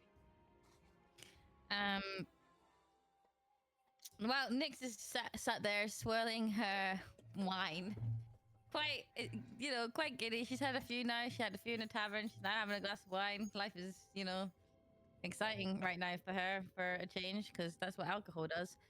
I'm going to look at the mysterious person and say semi-sarcastically, but also kind of seriously, and what do you want us to do about it? I'm glad you asked. Working from a dozen sea charts, logbooks, and explorer's journals, I've assembled everything I know about the current state of Chult into one map. I'll provide it to you if you undertake this mission. When Mission? you... Yes. I want you guys to try and figure out where the soulmonger is and see what's happened to it. And what's in Essentially, it for? they want us to break the curse. Just to, in Very case you hadn't simply figured that put. part out. Oh, thank you for spelling it out for me, genius. And No worries. and what's in it for me? I will pay handsomely. Handsomely being like rough figure wise. As you see, I'm not doing too well. Once my life expires, my estate will be up for grabs. And I am quite well off. I will be more than willing to share a handsome part of my assets when you guys return with the soulmonger, even if I do not end up perishing. Okay. Sounds great. I take a big. When do we set? When do I set off? Bish! When I take a big sip When of my wine. When you're ready to depart, I will teleport you all to Port Nyanzaru, the only major settlement in Chult. I've been there several times before, so there's little chance of mishap. Once there, I'll stay with a friend named Wakangu Otamu. He is one of 7 merchant princes who rule the city. From there, I'll be able to help you, guide you as best as I can. But obviously, I'm not in a fit state to go to the jungle with you guys.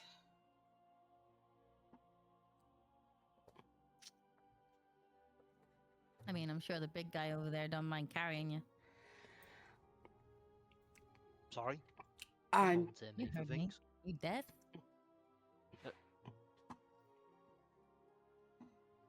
Riley just kind of shakes his head, looks away. Will you She's guys not help wrong. me? You're kind of huge. Says the smallest in the group.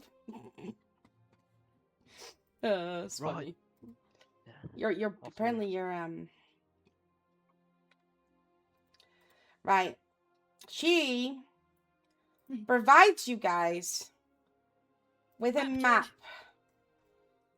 of the land you just saw, but a big part of it is missing. The innards. Gross. This is what you guys see. This is what is known. This is what is mapped out. This is all that is known about Chult from logs and exploring. So from this point on, this is what you guys can use to navigate. I will make sure you guys will get a copy of this after the session, so you can explore a little bit. Right. So, are you guys in? Or do I have to look Oh, How could I for? not be? You're telling You're I was in the moment I inv- walked in the door. you invited me into your house, your castle. You gave me wine, and now you're telling me to go somewhere new and beat up monsters. Hell yeah, I'm in. Eris has been like standing like 5 feet away from Nyx and like kind of sort of close to Nimble this whole time, like kind of like sandwiched between them the whole time, kind of like idly just playing with her little lute guy. And she's like been listening in the whole time. And she does that little head tilt thing because she kind of has the mental fortitude of a puppy. And she kind of finally pipes up during the conversation. So, dead lady, but not dead lady, I have a question. What happens if we don't, break this curse and we all kind of like die in the fiery pits of hell or whatever this place is called?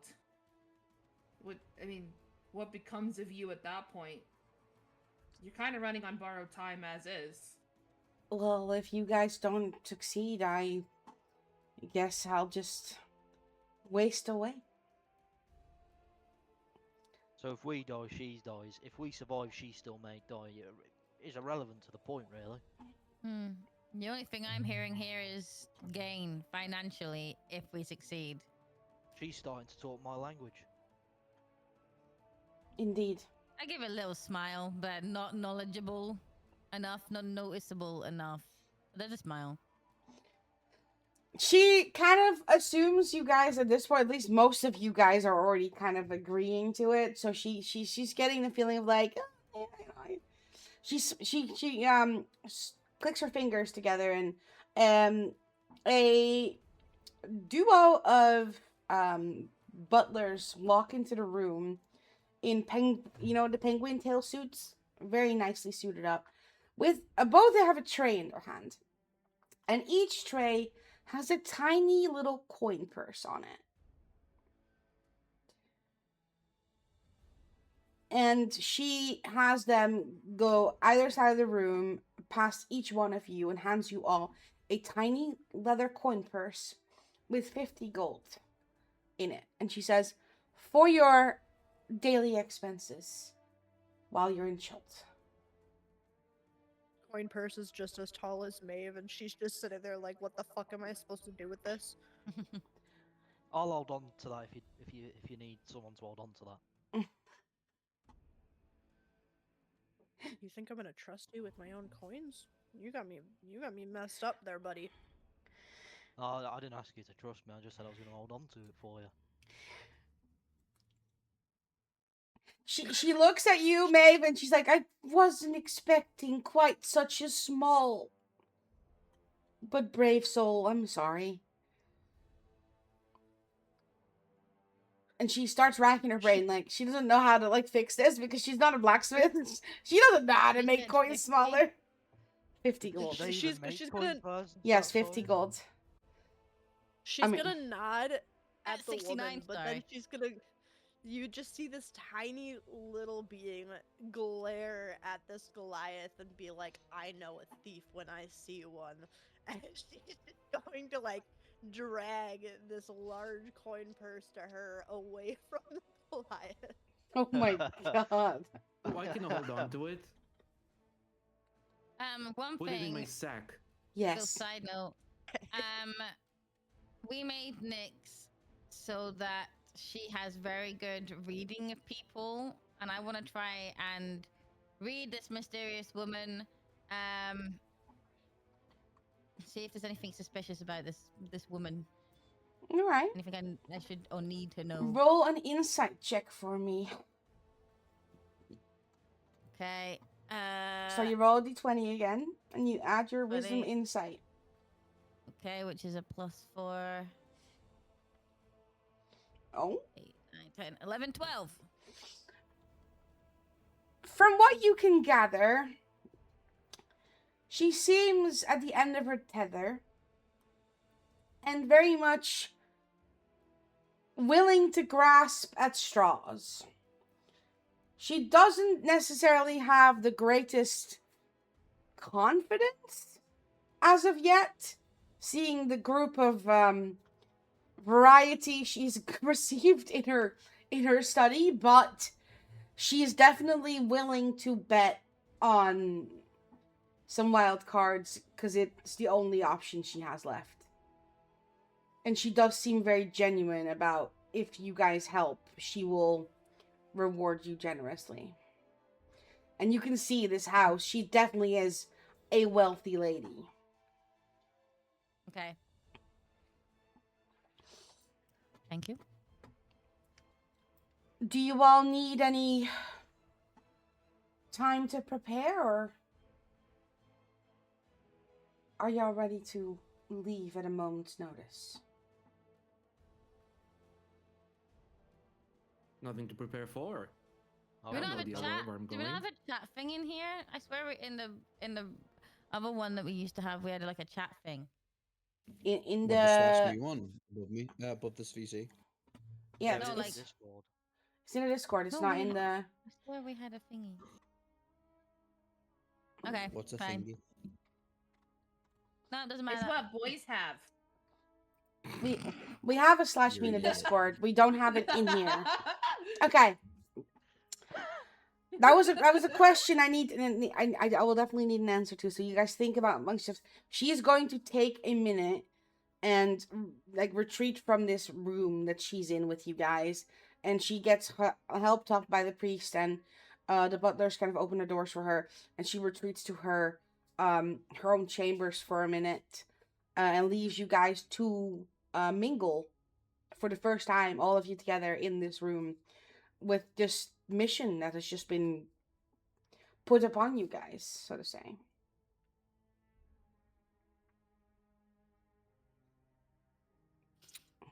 That means you guys talk to each other, and I get a little break.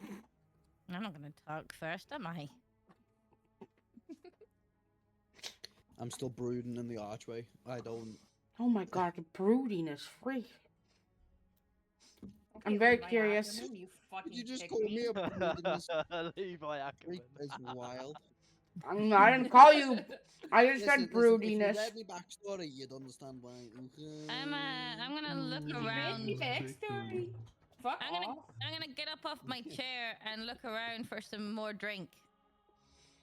You find a liquor card with wondrous alcohol. There is rum. There is more wine. Exotic wine. Baldur's Gate wine. Drink to your heart's Okay. content. Oh, I will be. Don't you worry. And I pop a cork on one of them and drink away out the bottle, straight from the bottle. Roll me a Any Constitution valuables saving in throw. this room? Constitution. Mm-hmm. Okay. That's again a D20 plus my Constitution, which is +2.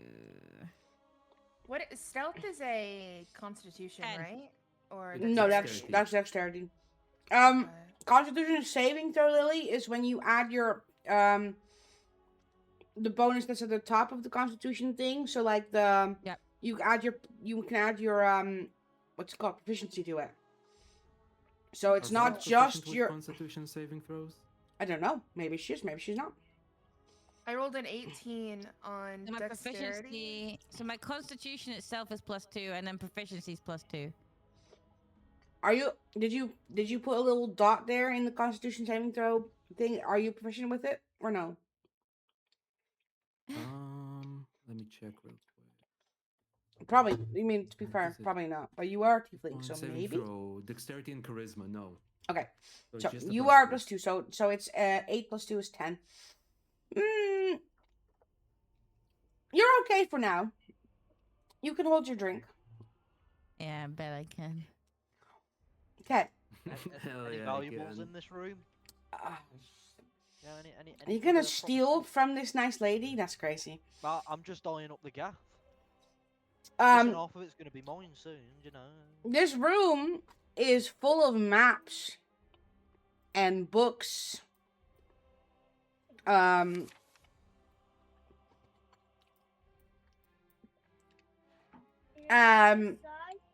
It's nice. Nothing like other than like some cups, some silverware. It doesn't really like seem like there's a lot of very fancy things in here. What kind of books are they?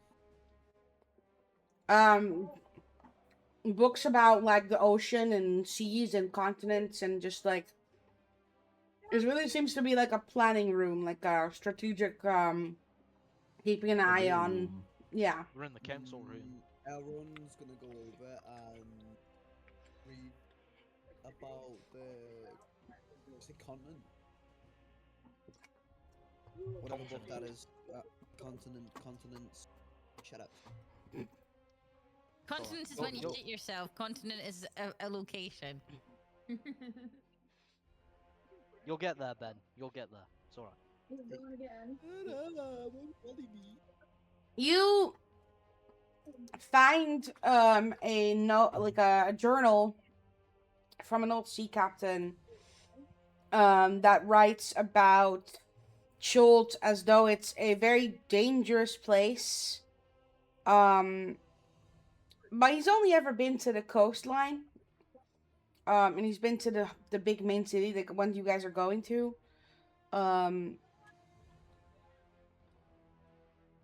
And it doesn't seem like there's a lot more to it. Like they're just like talking about their experiences at sea, and there's not necessarily one book that says everything about Chult. It's not that kind of content. It's not that well known.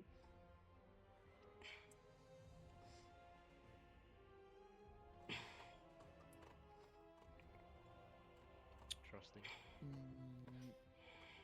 I'm still gonna read it and gain more knowledge. And try and Okay.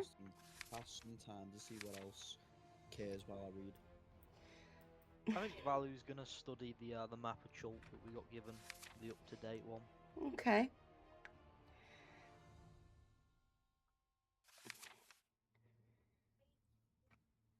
I feel like Maeve. Because she only really.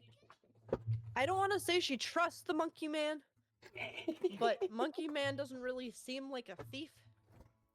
So you just see her. You see her start hovering over this large bag of coins compared to her size. Mm-hmm. And you see her try to lift it as she gets it a tiny bit off the mantle. And she wants to fly towards Nimble, and as soon as she kind of moves away from the mantle, you just see her kind of drop a bit until she's kind of hovering over the ground. and Okay. tries to move closer to Nimble to put her bag of coin in his what he called pouch. Okay. Alright, Did you Nimble, need you. help there? Yeah. You just hear her struggle a little bit, little bit. I pick up the coin pouch, and I kind of like absentmindedly toss it in with my other stuff. Clearly not really having a lot of understanding of the value of money. Just going, yeah, it's a bag of shiny stuff. Cool. I'll save it for the ferry. Okay. So I did a dexterity for stealth. I rolled an 18, and then I have a +2 modifier onto it. Mm-hmm. So that's a 20. Uh-huh. Nice. I'm gonna be like I have a drawing pad out, and I'm just gonna be casually peeking up at Nyx and drawing a portrait of her. Because again, Eris has never seen another tiefling, and she's never been told what the fuck she is. So she's sickly curious. And she's just gonna be drawing a little portrait of Nyx kicking back and drinking out of the bottle like a goblin. Ooh, She I doesn't speak care goblin. if anybody else notices her drawing the portrait. She just doesn't want Nyx noticing. That's a good point, Question, actually. Does Eris know that she's a tiefling? No. Oh, okay. Okay, quick one for me. What's everyone's passive perception? Passive perception? Passive I never perception even 16. fucking did that. It will be 10 don't plus whatever your bonus is to perception. That 10. would be an 11. Mine is a 13. Goldie, what's mine? I don't remember. Oh God. You scared me. Goldie, I don't remember. I don't remember your like scores and stuff by heart. Let me. How do I figure it out?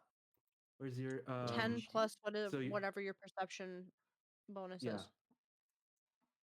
What's my perception? So like my bonus? perception is a +1, which would make an 11. What's your wisdom score? My wisdom? Mm-hmm. 8 minus 1. Okay, and what is your do you have a little tick where it says perception on the sheet? No. Okay, so you have You have a 9. 9 passive perception. What is yours, Nimble? Sorry, I missed it. 13. Okay, well, no one right now, no one notices that you are drawing a portrait of Nick specifically. They might see you drawing, but they don't notice like well enough to like see what you're actually drawing. 'Cause Okay. I am still sitting right next to Nimble, and I guess now Maeve. Okay, so Yeah, I'm keeping Maeve occupied with like stupid question children ask people they don't know. Like, what's it like being a fairy?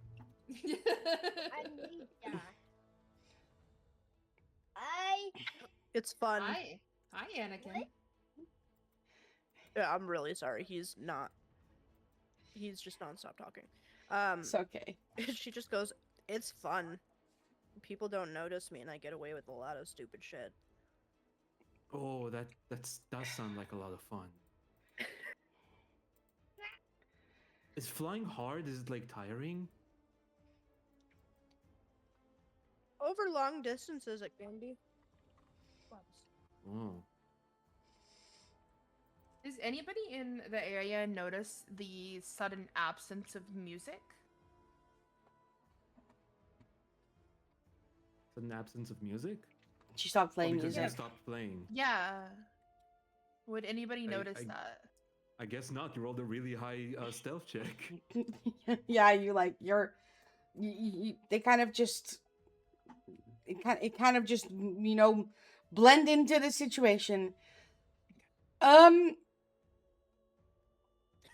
as you guys are all doing your own thing, being, doing like small little side conversations and such, and Nyx is, lovely drinking, you hear some footsteps towards the door, and the double doors of the room, they open again, and one of the butlers comes in with a tray of some, some snacks, some foods. You guys are all more than welcome to stay here for the night. We will set off to Port Nyanyaru tomorrow, if that's okay. And he just puts the tray down, walks back out of the room, and just, like, closes the doors again. They're not locked. They're just closed, because, like, to give you guys some semblance of privacy in this room. So there's now some food on the table. Some bread, some cheeses, some meats, some fruit.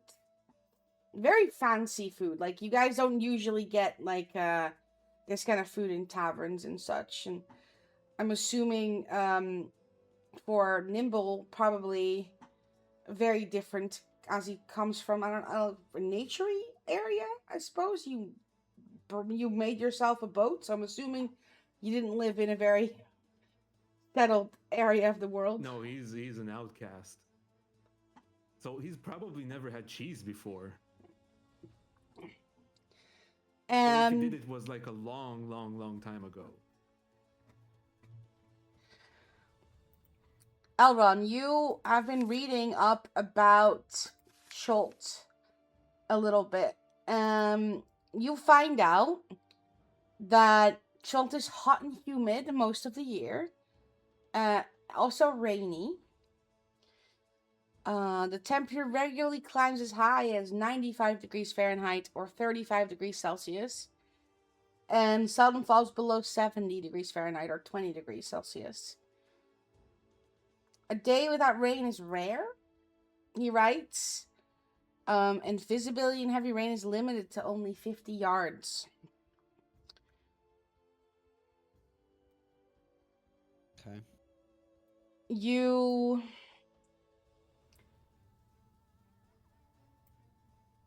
find out there's a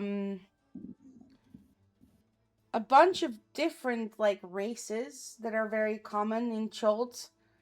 One of them is humans, the Chultans, Arakocra, bird people, Batiri, or goblins, dwarves, Terrafolk, and Tabaxi.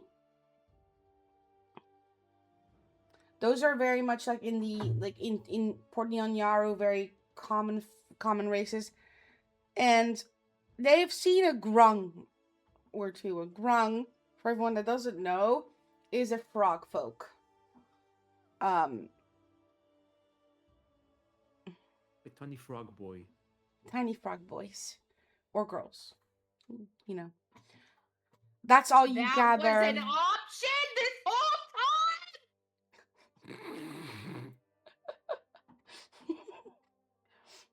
Oh, God, yes. time! Mary, that was an option! Listen, just an outside note. Eris is going to drown in the ocean. And now, an outside note. This is very much a thing, I will have to say. This campaign, is very much a very long-ass, super deep dungeon. And there is very big possibilities that characters will not make it through the entire campaign. Right, she's waffling. Don't believe her. It'll be fine. Better So- not kill me off, at least better not kill me off fully. So- You're telling me that I could have been a frog bitch this whole fucking time, and you, knowing me as a person, never told me until now? Look, you didn't ask, otherwise I would have sent you the book. I'm gonna nuke it! Right. Oh my God. Get That good, was very, very, very loud. Okay, are we mad at me? Sorry. Are we mad at me? Don't be mad at me. No, I'm just No, throwing a okay. tantrum. Okay, it's okay. Right. So, Nix, you I don't know how much you got that. There was a butler came in and put a tray down with some food, some cheeses, some fruit, meats, cheeses. Told them you guys were more than welcome to stay the night. And then a little bit later, whilst you were all doing your own little things, brings in some blankets, some pillows, and like starts like kind of preparing some sleeping areas for you guys in the room. They all look very comfortable, like they fancy bedrolls. I need to know I'm your gonna passive seem- perception. Okay, 2 seconds though. I'm gonna be very. I'm gonna look very uncomfortable with the thought of having to stay the night, or even sleeping around other people. Very uncomfortable for me. That's fair. So. Value, Right, what do you need from me? Your doesn't have passive blanket perception. bits. Passive. Do I do that again? 10 plus your perception modifier. I hate rolling with this thing because I don't know what I'm doing. No. You don't have to roll anything. Just look at your sheet. Okay. Yep. What is your wisdom modifier? My wisdom modifier, that's at the top, right? Or Yeah, it's where no. it's where all your modifiers are. So strength, dex, wisdom. it's a zero. My it says +0. Do you have perception marked down as a proficiency? I do believe so. Yes. Okay, so that's +2, right? So your Yes. passive perception would be 12. 12. You don't notice anything specific other than that Eris is drawing. Okay. Nimble and Maeve are having a conversation. Elrond is brooding in the corner. And Valu is eyeing up the room. Okay. If I see value is Value? How much is his name? Valu. I think it's very fitting to call the thief Value. If I see value, obviously you just said I see value eyeing up the room. I'm gonna look at him and just kind of loudly say, "Don't be eyeing up my future shit." Oh, damn. What did you say? Don't go eyeing up my future shit. Your future shit. My future shit. He's gonna stand up. He's gonna walk over to just like a random book. He's gonna go. He's gonna like look at it like in multiple different angles. Don't. What's your name again? Nix. I don't think you guys have Don't- introduced each other yet. Nix. Don't see your name on this. Said Don't future think it's shit. yours. Said future shit. Listen, big guy. I'm sure your ears are big enough to hear me. Ha ha ha. He'll just kind of walk back and just he'll sit back down and he'll say don't get touching any of my future shit then. I'm just gonna give a little like sly giggle and just say, haha, okay, if you say so. Yeah. Come on, people. There's enough shit for everyone. Look at all this. Kind of just looking at the monkey boy, not saying much, just kind of like roll my eye a little bit and be like, just nod. I'm like waving my quarterstaff around, indicating all the stuff in the room. Question. Yes. Tieflings have like, can they move their ears at will, like cats and shit? I don't believe so. Okay, disregard. It would be kind of cool though. If you want to do that, I'm more than happy with you to do that. It's just not something that they're humanoids. So unless you're a humanoid that can do, well, technically tabaxis would be able to do it and they're humanoids. If you want to move your ears at will, you've trained your ears to move at will. If you want to do like Depends on the shape of the ears, right? If you have like human ears, probably Yeah. won't I be mean, able to move them. Eris has big ass ears. Okay. So what I'm thinking is this, right? Are you trying to do like the thing that cats do, like they indicate their mood with their ears? Yes. Okay, that's fine. You can do that. I don't care. Okay. Well, then at the verbal argument between party members, Eris is just gonna like flatten Hi, her ears down Sheila. a little bit. All Hi, right. Sheila.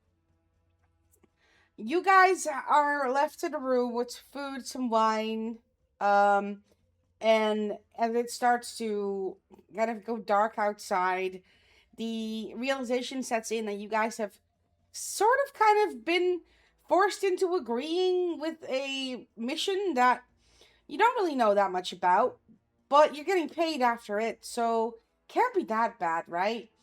And there's blankets and bedrolls galore around, very fancy blankets, very fancy bedrolls and pillows.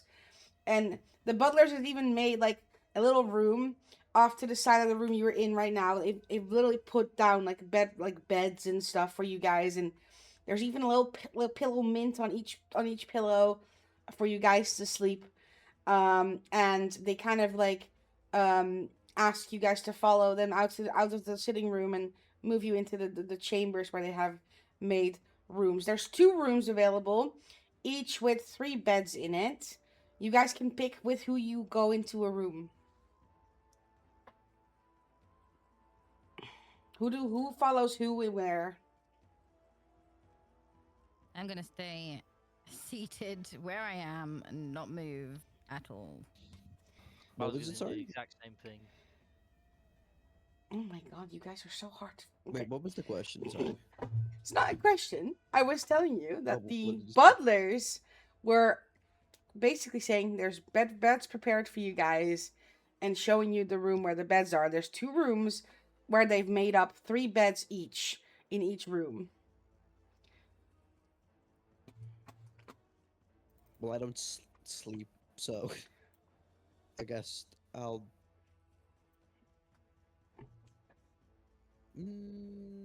Actually, I'll go to one of the rooms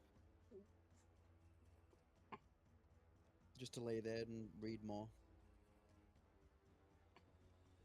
I'm going to stand between the 2 rooms, and I'm gonna put my quarterstaff like upright in front of me, and I let it go. And either way it falls on is the room I go into.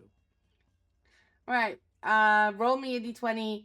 If it's even, you go to the left room where Elron is. If it's if it's an odd number, you go to the right room where no one's yet there. Cool. It's 13. I'm Is going it- to the lone room. Lone room. You're a Keep loner. rolling, bruh. Yeah, the real I love dice. that. Yeah, I Right. wish I had real dice. Right. So we have 2 people in I have a 2 lot of rooms dice. now. We have That's the thing. Maeve, Eris, Nyx, and Valu, and that have not picked where they're going yet. Nyx and Valu are just sitting there in chairs. Does that mean by default we're sharing essentially a room if we choose to go off on one? I mean, you already there's I 2 mean, you- rooms. you They're are both currently sharing taken. a room, yes. Yes. In the Damn it. most Okay. in the most literal sense possible. Okay. I feel like Maeve is gonna go in the same room as Elron because she feels like if she goes in the room with Nimble, she's gonna be kept awake the whole night with him asking questions. That's fair. Right, Elron, you get a tiny roommate, and the butlers actually have prepared a tiny bed for you. It almost looks like they took a bed out of a dollhouse, but made like blankets for you out of like napkins, but they're really fancy napkins. And like a woolen square almost. Like it's very nice and cozy, but they made you a tiny little bed. She's just gonna look at the tiny little bed, put her tiny little hands on her hips, and I feel like this is a joke. And one of the butlers turns around and he's like, it looks around the door. It's like, oh, miss, are you not happy with your bed? I can deal with I can arrange other accommodations for you. What would you like? And he looks very willing to make anything up to you if you feel offended by anything.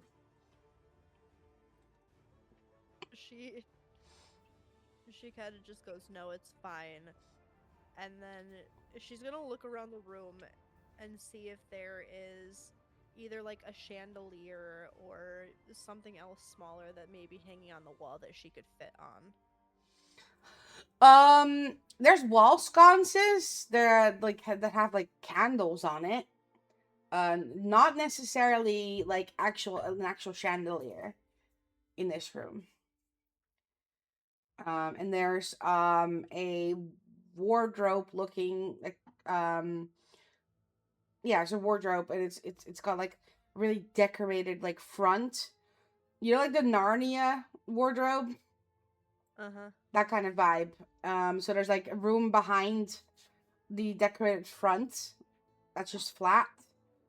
But there's like it looks very fancy. It looks very nice, but it's a wardrobe, and it doesn't hit the top of the ceiling. So there's plenty of room for you to get in between, if you would like to go sleep there instead. Yeah, I feel like she would probably just go sleep up on the wardrobe. Okay. All right. Do you drag all the pillows and blankets with you, or? She'll probably take the quote-unquote blanket she got. That's just a napkin. And take that up with her. Listen, they fashioned it into a little bed, okay? They're trying really hard for you. And the butler looks a little bit flustered, but then leaves the room and continues with his business. Okay, so we have still 3 people that need to pick a room.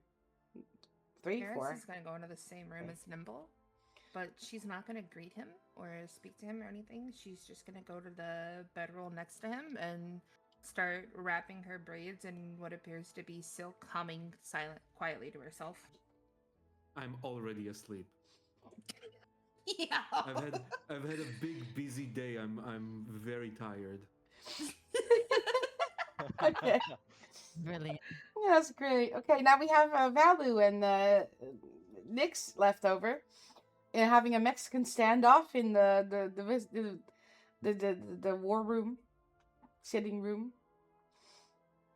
Valu kind of like makes a hand motion and is like, "Ladies first." I look at him. Actually, I need to know how much I need to know how drunk I am. Make she's another gone- Constitution roll.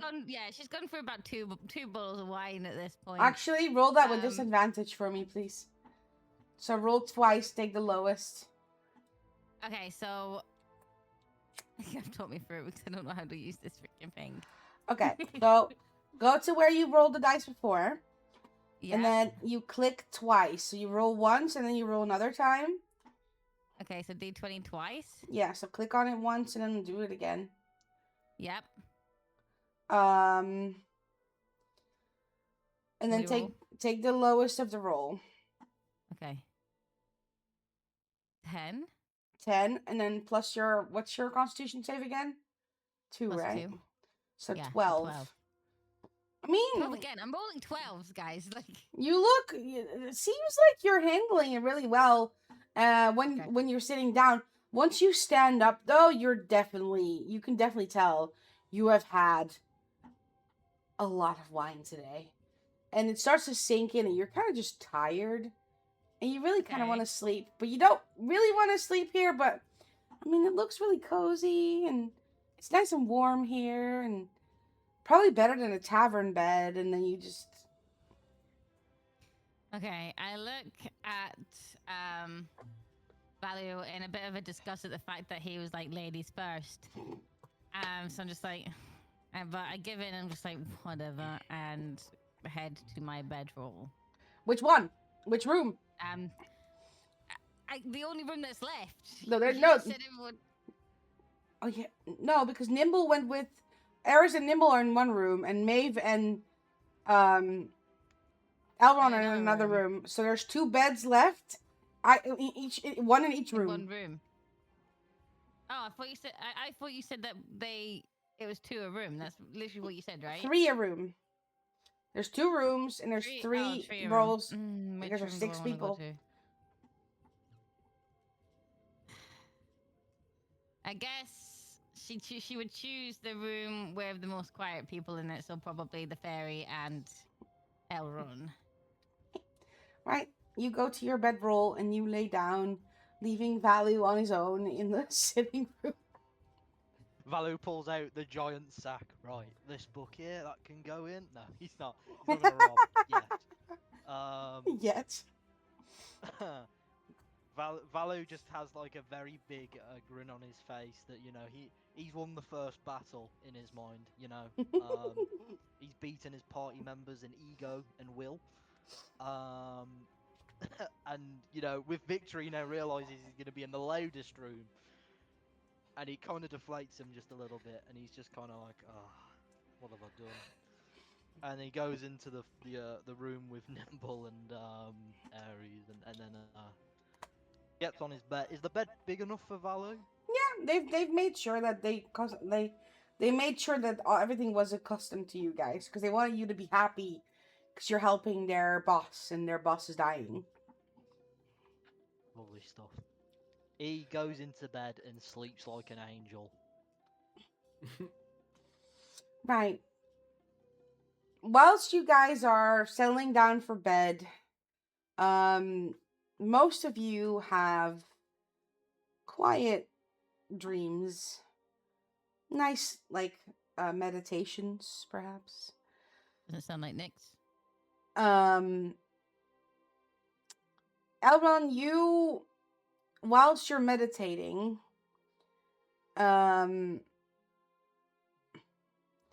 you get a vision of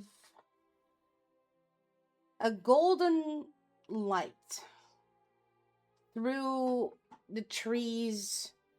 Looks like the forest from where you originate. And there is a beautiful golden light that seems to give you a warm sense of approval and gratitude.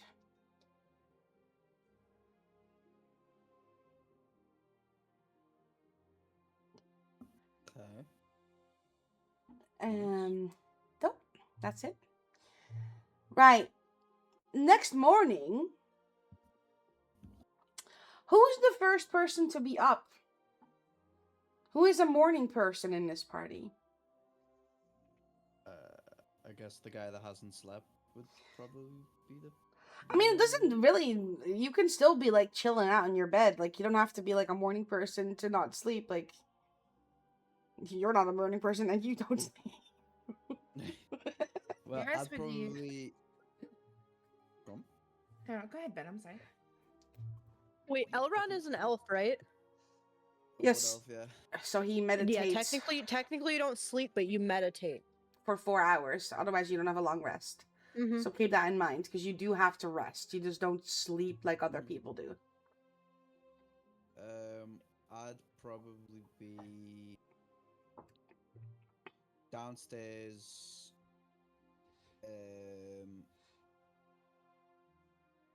Scoping out and see who's around and try and ask more questions if anyone is awake still of like the staff. I mean, there's staff around. They're all just doing their thing, like, preparing breakfast, cleaning the rooms. None of them seem to really know anything about this mission. Like, they're not adventurers. They're just city folk. They just live and work in this house. The butlers offer you food and drinks, and they just try and like comply with answers, but they don't really know anything. They're just common folk, really. If that's the case, I'd see if I can ask if they know where the host is. I've already forgotten her name, but I'd ask to see if she's awake and around. Syndra is still in her chambers. She's awake, but she's not yet ready for company. It takes her a while to get up and ready for her day. Right. So whilst he's doing that, Nimble, you fell asleep first. Are you a long sleeper or a ready I for the definitely day kinda, go like, getter? wake up at the crack of dawn kind of guy. Yeah, He'd thought probably so. wake up a little later than that because he's not used to the sun not waking him up Oh at yeah. like fucking 5 a.m. or whatever. But he is an early riser. Okay. So you wake up. Next to you is Eris, the blue tiefling, and you hear what can only be described as like, you know how when a dog is asleep but they're dreaming, they do like the little paw like movement. I feel like Maeve would do like a little bit of a flutter with her wings every once in a while she's sleeping, like when she's dreaming about flying or something. Like you hear like a little flutter coming from like atop the wardrobe, but that's all about everything you hear. And the moving around, from like the staff that's just going about their day in the morning and getting things ready. I will very silently leave the room, trying not to wake anyone up. And I will stumble my way outside, like just outside the front doors, and I'll start like doing like stretches and stuff for the day to come. It's a day of big adventures. Gonna need to be all ready and lumbered up. He's gonna do like he's gonna do some squats, and then he's gonna do a handstand and do squats with his hands. And then he's gonna fucking hang from stuff and climb around and clamber about. All right. Okay. You make use of whatever's around you to like stretch and clamber, and you're having a great old time. Just getting yourself ready for the day. At that point, the butler start bringing up some breakfast, and the odor of fresh baked bread, and tea and milk, kind of wafts through the hallway and into the rooms that you guys are all sleeping in. And he put it down in the sitting room where you guys met Syndra, the hostess.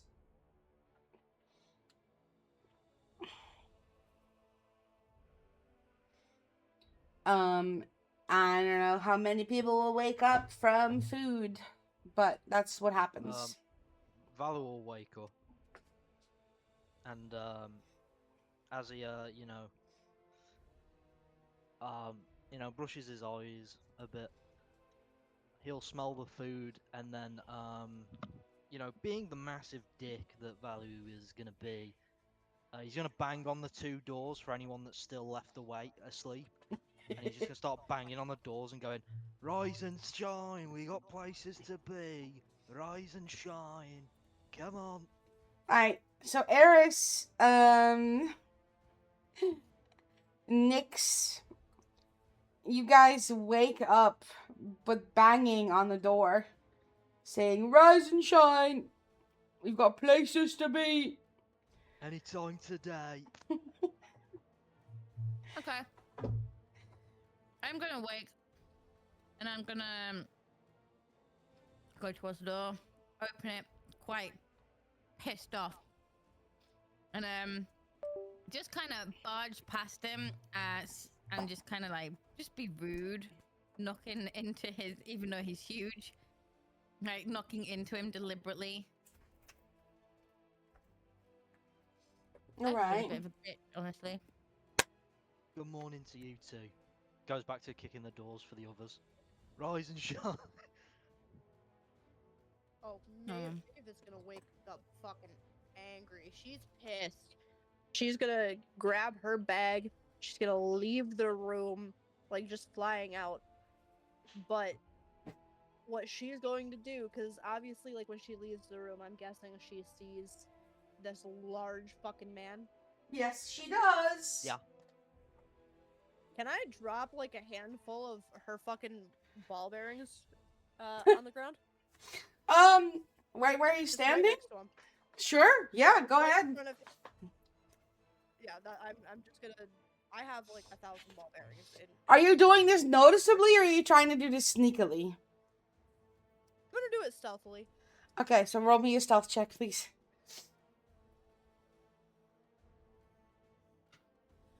12 plus 6, so 18. Your what was your passive perception again? Oh, 18. he notices. No, wait, no. He does this. 18, right? You said? No, Yeah, I said 16. 18. Oh, hell yeah. Okay. So she drops a bunch of ball bearings on the ground, but because she's tiny, right? They're probably the size of marbles. And the carpeted floor kind of like softens the fall, so it doesn't really you don't pick up on it.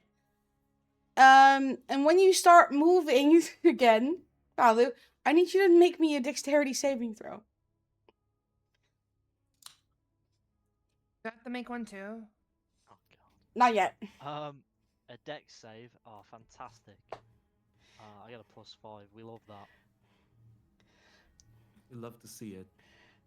17. Right, okay. You step on one of the marbles, and you're like, what the hell? But you keep your balance. And you just think you stepped on, like, I don't know, a piece of, like, whatever, and you kind of just keep walking. Eris, have you come out of the room yet? Yeah, I'd be walking out of the room around Alright, the same make time. me a dexterity saving throw, please. I did. I rolled a 20 plus my bonus as a 4, and then my saving throw. Sorry, my bonus is a 2 plus my saving throw bonus as a 4, so 26. Oh, damn. Yeah, you definitely So, don't notice. Instead, I do a backflip out of the room. Okay. Eris makes a circus performance out of everything she does, and we all appreciate it for it. And she comes out. She kind of expects applause when she finishes the backflip, but she Palu sees that gives an she's. applause. Oh, there you go. Give You an get an applause. applause. Fantastic moves. And Could have got out of bed a couple of minutes earlier though. She does a little bow. She takes the silk ties out of her hair, ruffles her hair, and curls fall down around her horns. nice. Okay. Okay, so you all get yourself into the sitting area. You start having your breakfast, and slowly but surely, Syndra comes back into the room, into her chair, with her blanket in tow, and she says, "Are you guys all ready to go?"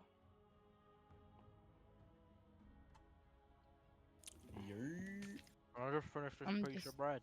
I've been ready. I just couple glare. more bites. Couple more bites. You glare at the lady?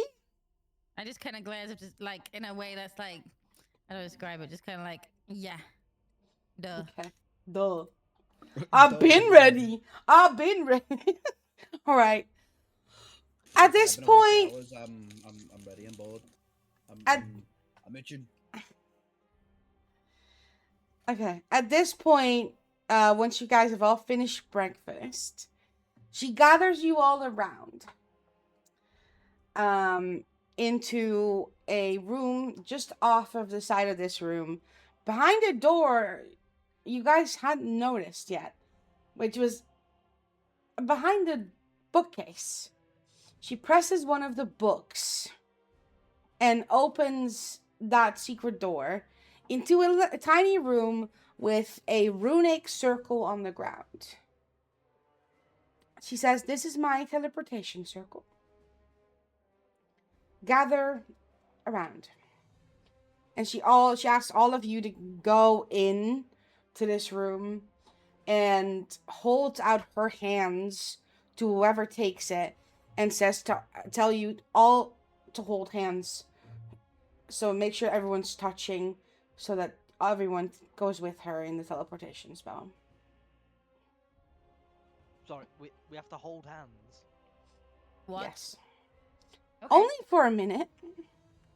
sign up for personal touch. Fuck's Eris reaches out and grabs Nimble and Valo's hands sake. without their permission. Wait, who are we next to? Wait, we need to figure out what order are we in. Alright.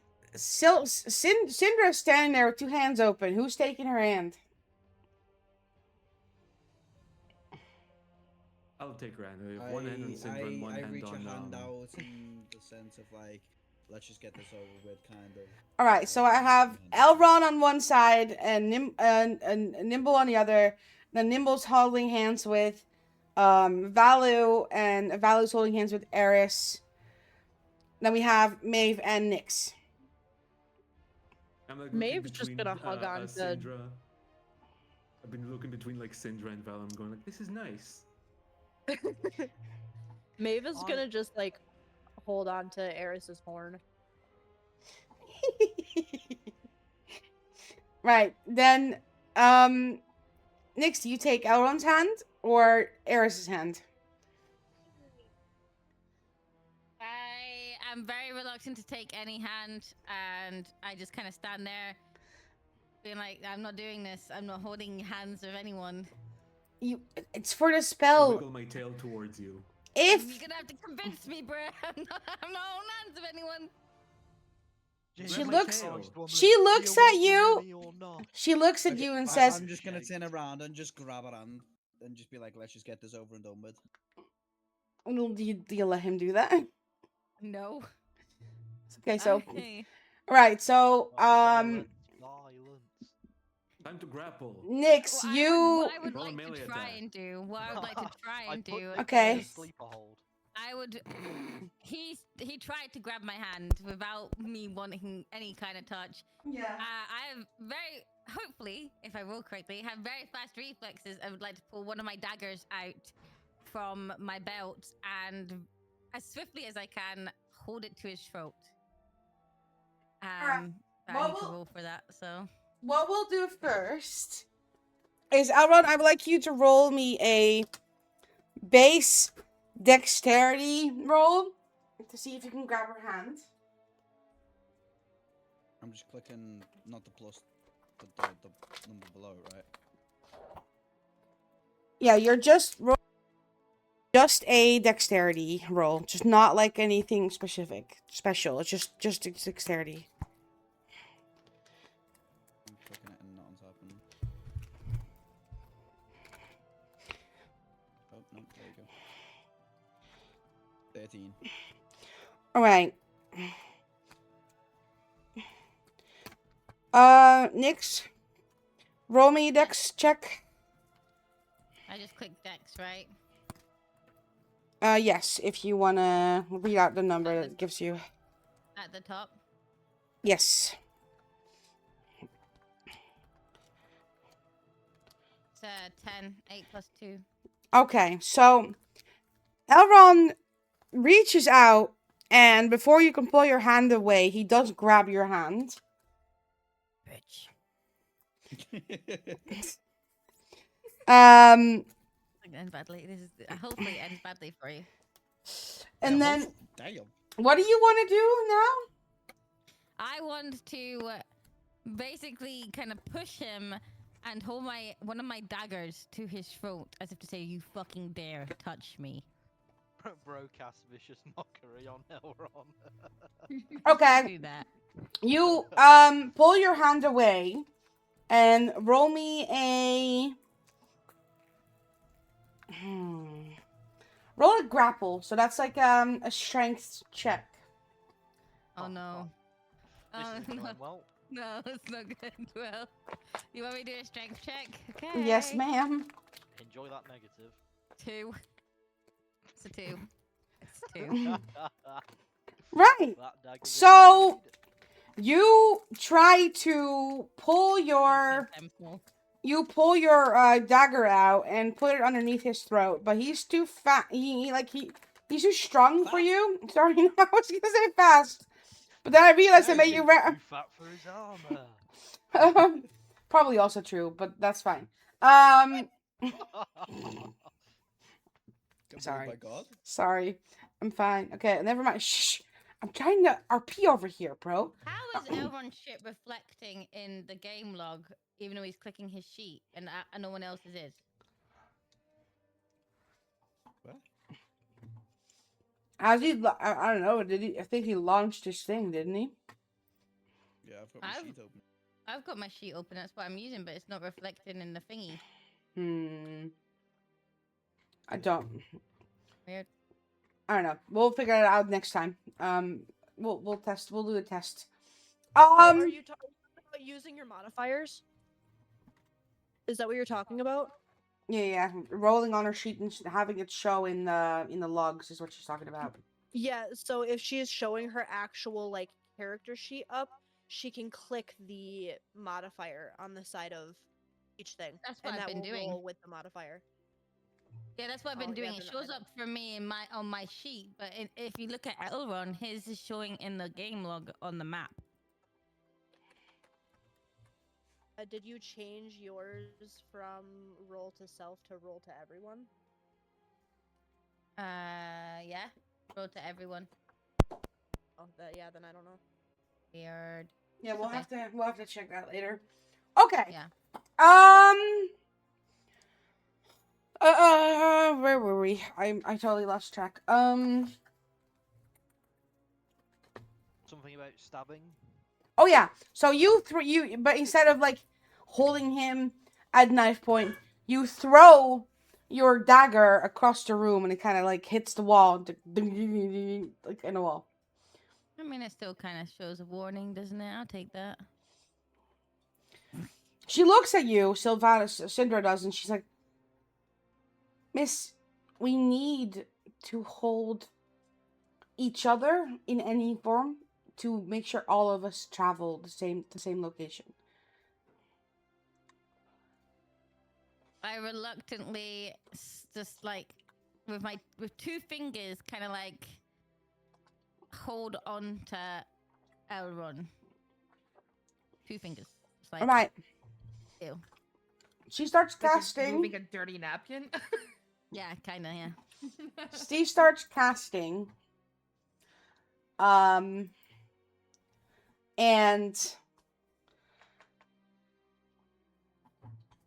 you hear some beautiful arcane chanting.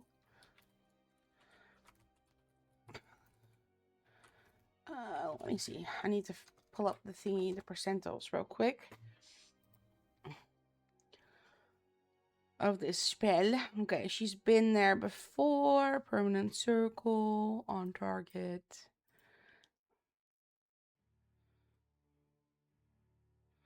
That teleportation circle didn't have a percentile. No. Oh wait, when we go to a circle, it's not. Okay, never mind. She has her own, but she's going somewhere that doesn't. Okay, let's see. Linked object, very familiar. Okay, so I need to. This is okay. You guys, Goldie, you are a smart DM person. When it says, when I roll anything below 25, stuff happens on a D100, right? Wait. Teleportation. Let me read because I haven't fucked with teleportation in so long, in years. Sorry guys, new DM. Describe it sigils, link your location, permanent teleportation circle of your choice, a sigil concept. So you're trying to port from a teleportation circle to a place that doesn't have a Yeah, so she's very familiar with the location, but she's not like So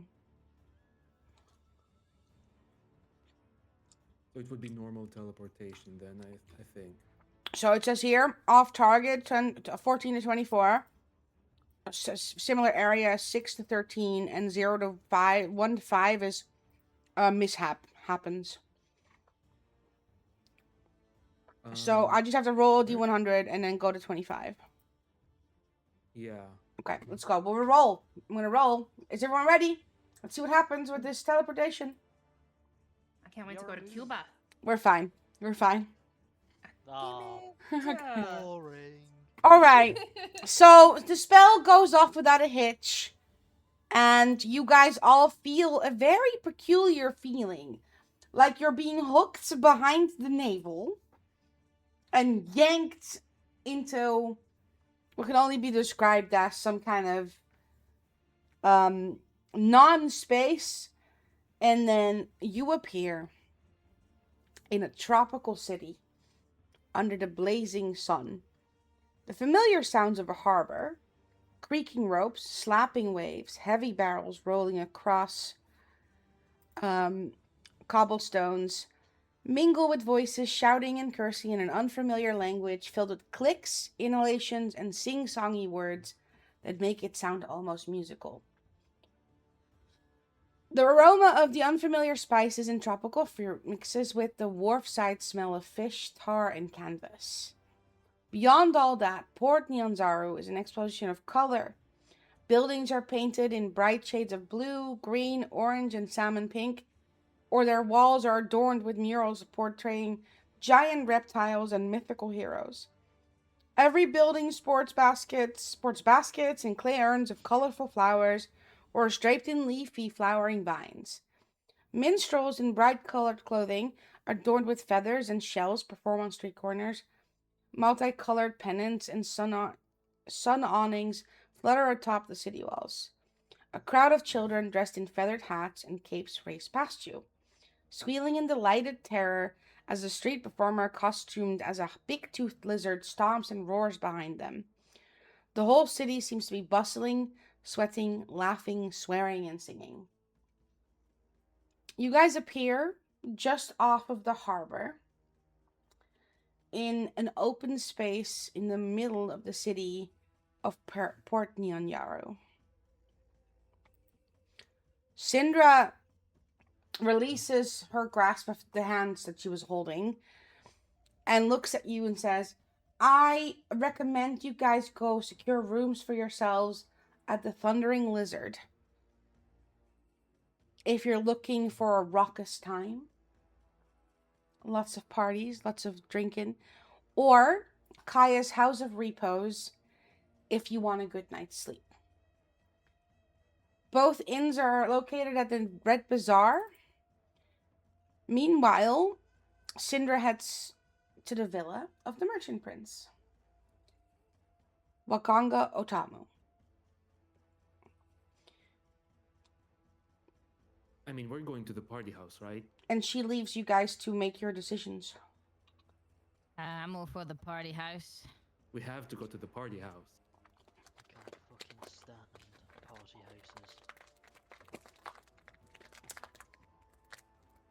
houses. I'm sorry, it's my calling.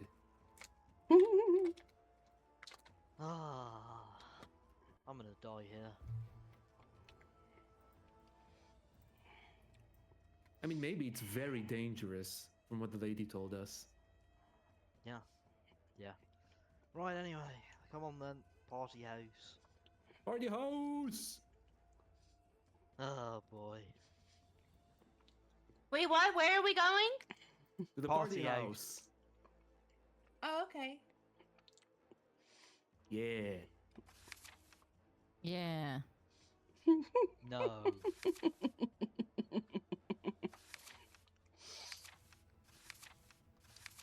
Iris kind of like stumbles along, but she's clearly like too distracted looking at all the pretty new plants. Do we not have a map for this? No, I missed the icon movers. Nope.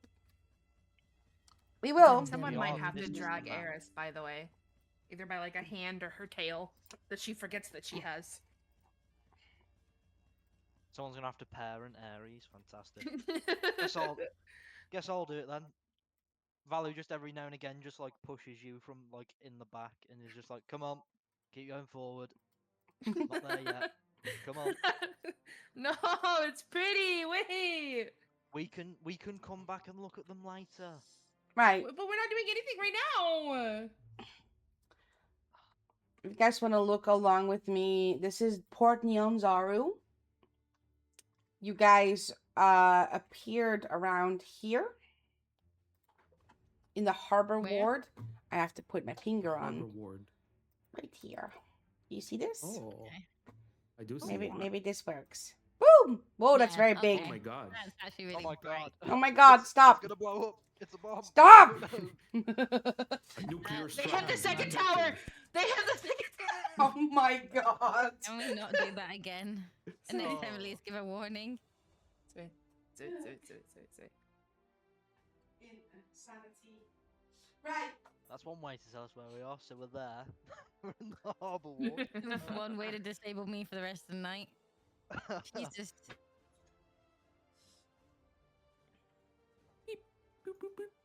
So where's the party house? Sorry, where's the party house? No Where are we? flashing. Please don't flash.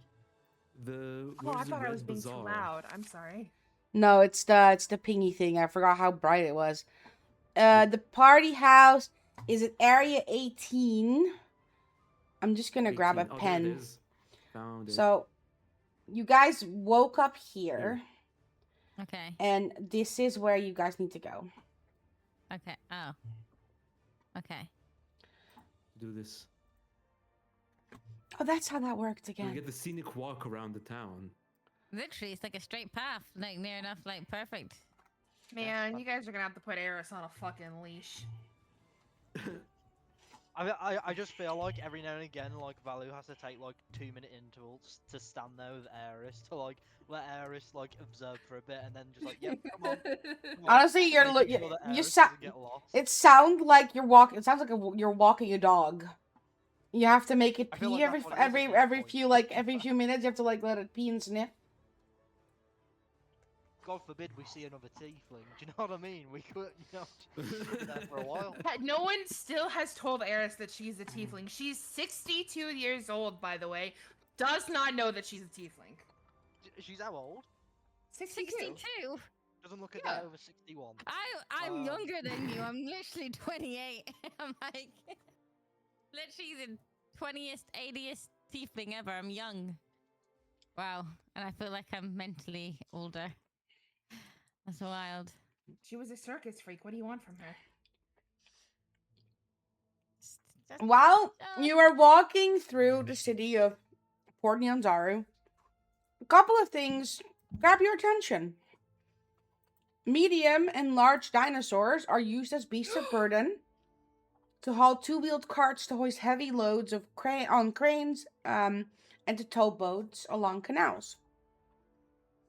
The dinosaurs compete in weekly races through the streets. Flowers, green plants, and vines grow everywhere, seeming to spring out of the building stones themselves. The city's defensive walls that you can see from a while away are topped with colorful awnings to shield guards from the sun and rain. All the streets within the city walls are paved with cobblestones or flagstones, and they have deep rain gutters as much as 2 feet wide. The residents of Port Nyanzaru pay little attention to any but the heaviest rain. There's tabaxi minstrels walking around, just performing for anyone who wants to toss them a few coins. And the walls in the city divide the districts. So everywhere you see these walls divide districts. So all of these are the districts that are divided in different areas. And there's a bunch of crumbling ancient buildings covered with vines, and it likens and indicates the city's great age. The ground floors of most buildings are made of stucco-covered stone and have tiny little windows to keep out the heat at street level. The upper floors have bamboo or thatch walls with enormous windows to let in the breeze under broad thatched or tiled eaves.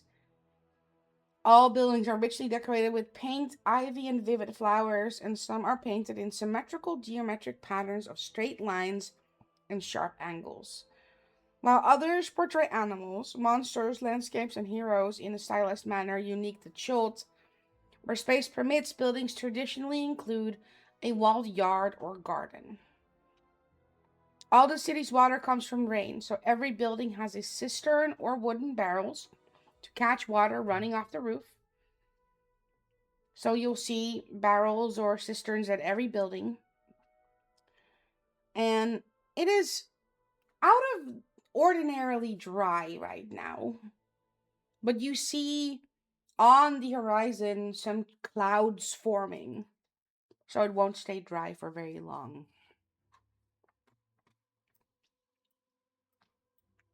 When you This is come amazing. It's nothing. It's nothing like that other place we were at.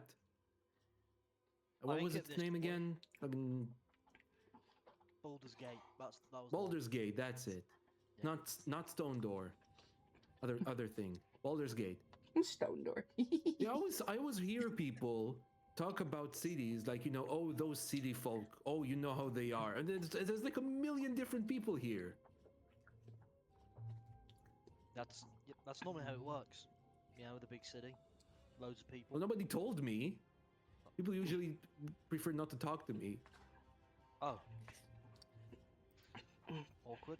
Anyway, that dinosaur. Oh my god, has anyone seen that dinosaur? Look at that dinosaur. What beauty.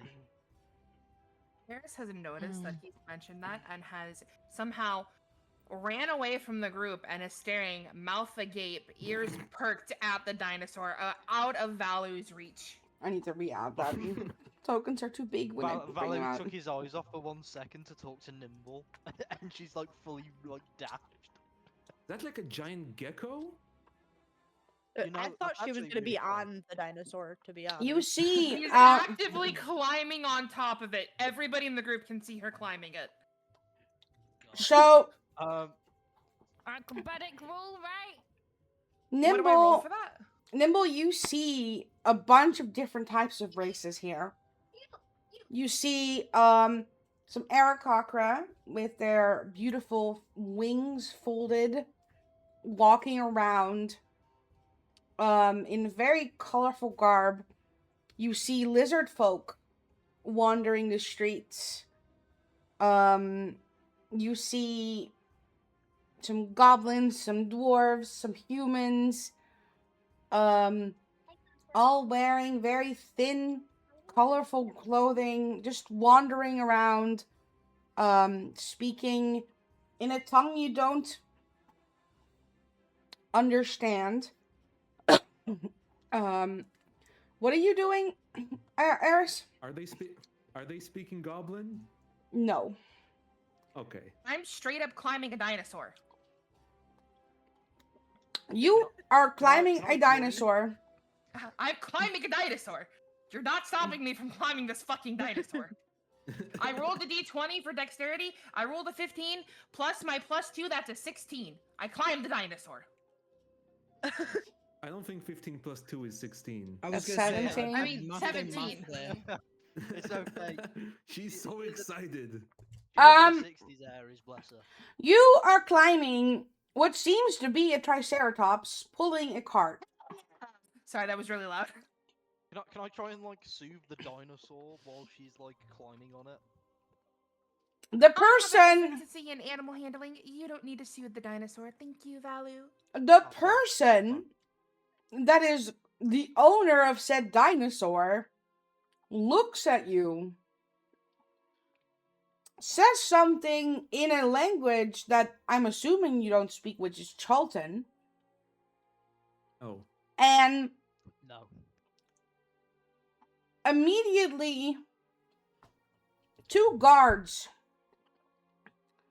come from different directions and start trying to pry you off of this Uh-oh. dinosaur. Our first day here, and she's already going to get arrested. Can Nick see this happening? Right, that's a strength roll of 15. Can you roll me a strength check, please? Nick How- sees how it. do You I see do it that? happening. What would you try to do to stop it? Just roll your strength. Straight strength. Nyx is going to go to the guards and attempt to sweet talk them into letting the what's the right word? Mischievous tiefling go. I rolled a 19. You are stronger than you look. They can get you off of this dinosaur. The dinosaur, however, has stopped walking. So it's just standing still. Eris is riding it like it's like one of those little horses that are in front of the stores. And there's two big guards next to it. Nix, you step up to the guards. Yep. What do you say? Listen, this tiefling obviously has a few gold pieces short of a coin purse. You catch my drift. You'd be so lovely, like the lovely strokes arm guards you are. Strong guards you are. And let the poor little tiefling go. Little tiefling go. Wink, nudge. She's 3 foot tall, by the way. You're touching their arm? I'm using my flirtation. Okay. Okay. Yep. What language are you doing She this is in? a bard, by the way. I'm saying it in I'm just saying it in common because I don't fucking know at this point. I know I probably can't speak their language, so I'm just saying it in common. But I'm being very suggestive. I struggled with that IRL, so just imagine the suggestiveness, right? Okay. Imagine it how you will. Use your imagination to run wild. But I've been very suggestive and sweet talking these guards into letting the little tiny, very small tiefling who is surprisingly older than she actually looks. Don't look a day over Adapt. 60. So, you are telling me you want us to let her go? He looks actually confused. Do you want me to roll me a persuasion check, please? I do. Persuasion, where you at? Persuasion, right there. Boom. What? How? It's an 8, even though my persuasion is ridiculously high. You roll a natural 1? I rolled a natural 1, yeah. I rolled a natural 1. the game is rigged. I guess Ares is getting executed first session. That doesn't make, like, my persuasion is the highest thing I have, and yet I rolled in that 1. Tell me how. Listen, I haven't even tried to convince them not to arrest me yet. I still have a chance, okay? I don't understand what you are wanting. She's doing something that is not allowed. Ma'am, Never mind. He repeats in common to Eris now on the thing. Get off the dinosaur. Eris shouts down because she couldn't understand them before. She said, "Oh, this isn't allowed?" No! This is not allowed. This is a work animal. Get off the dinosaur. Oh, One I'm of them sorry. One of them puts Okay. their hand on their weapon hilt. She says, "Okay," and then she does a backflip into a handspring off the back of the tail of the dinosaur and lands on her feet in front of the guards. Sorry. Roll me an acrobatics check. I have a 12 plus my modifier, 2 plus my so a 14. You make you flip. You don't handspring after it though. You flip off the thing, you land on your hands, but your hands gives out, so you kind of flop onto the floor. But your flip flop did really well. Your landing failed a little bit. Fumbled. She pops back up on her feet and dusts herself off. Sorry, I got really excited. And then you hear some them say something in Chalton under their breath and say, "Don't do it again." And they walk off. Okay. Is Maeve able to see the tone of which they're speaking under their breath?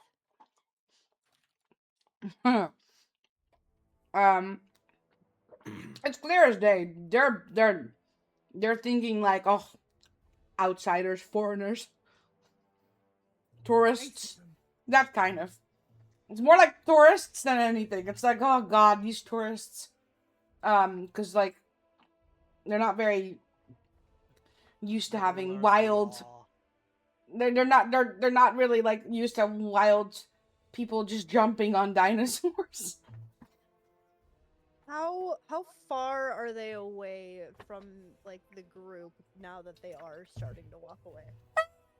They've just walked away, so like probably like I don't know 5 feet, no, sorry 10 feet, 20 feet maybe. I feel like Maeve, now angry that they just kicked off this happy little tiefling that wanted to be on a dinosaur that she's never seen before, flies over, pulls out her short sword, and starts like yelling at them in Sylvan, trying to intimidate them. So I don't know. I'll ask like the fellow DM people here. If someone doesn't understand the language, would intimidation work? Intimidation could still work. They're just not going to understand what she's saying specifically. Because more about the tone, has- right? It will be She based off the also tone has her of short voice. sword in hand. Yeah, it will be like if she is successful in intimidating them, it will be based off like how she's speaking. Okay. And the fact that she's also got a weapon, although that could just be like a toothpick to them. Right, let's roll. I rolled a 17. Right, they are not necessarily scared, but they are like they look kind of like, what the fuck is this little like fairy doing? Yelling at us. It's basically like a really tiny child with a stick in her hand going, ah! So they kind of look like taken aback a little bit, and they just walk away faster. She's gonna fly back to the group, just holstering her short sword. Valu's gonna walk up to Ares, and he's gonna say, right, Ares. She looks extremely proud of herself, and she looks up and she goes, "Yeah." And he's gonna put his hand out. And he's gonna say, hold my hand. Why? Because if I take my eyes off you for a second, you're on a dinosaur. You're doing something. Come on. Yeah, it's called having fun. Have you ever tried it? We're not here to have fun. Not here to have fun. Why Of course not? we are. It's an adventure. Yeah, listen to the. What's your name again? My name is Nimble Moon. Listen to the moon guy. Yeah.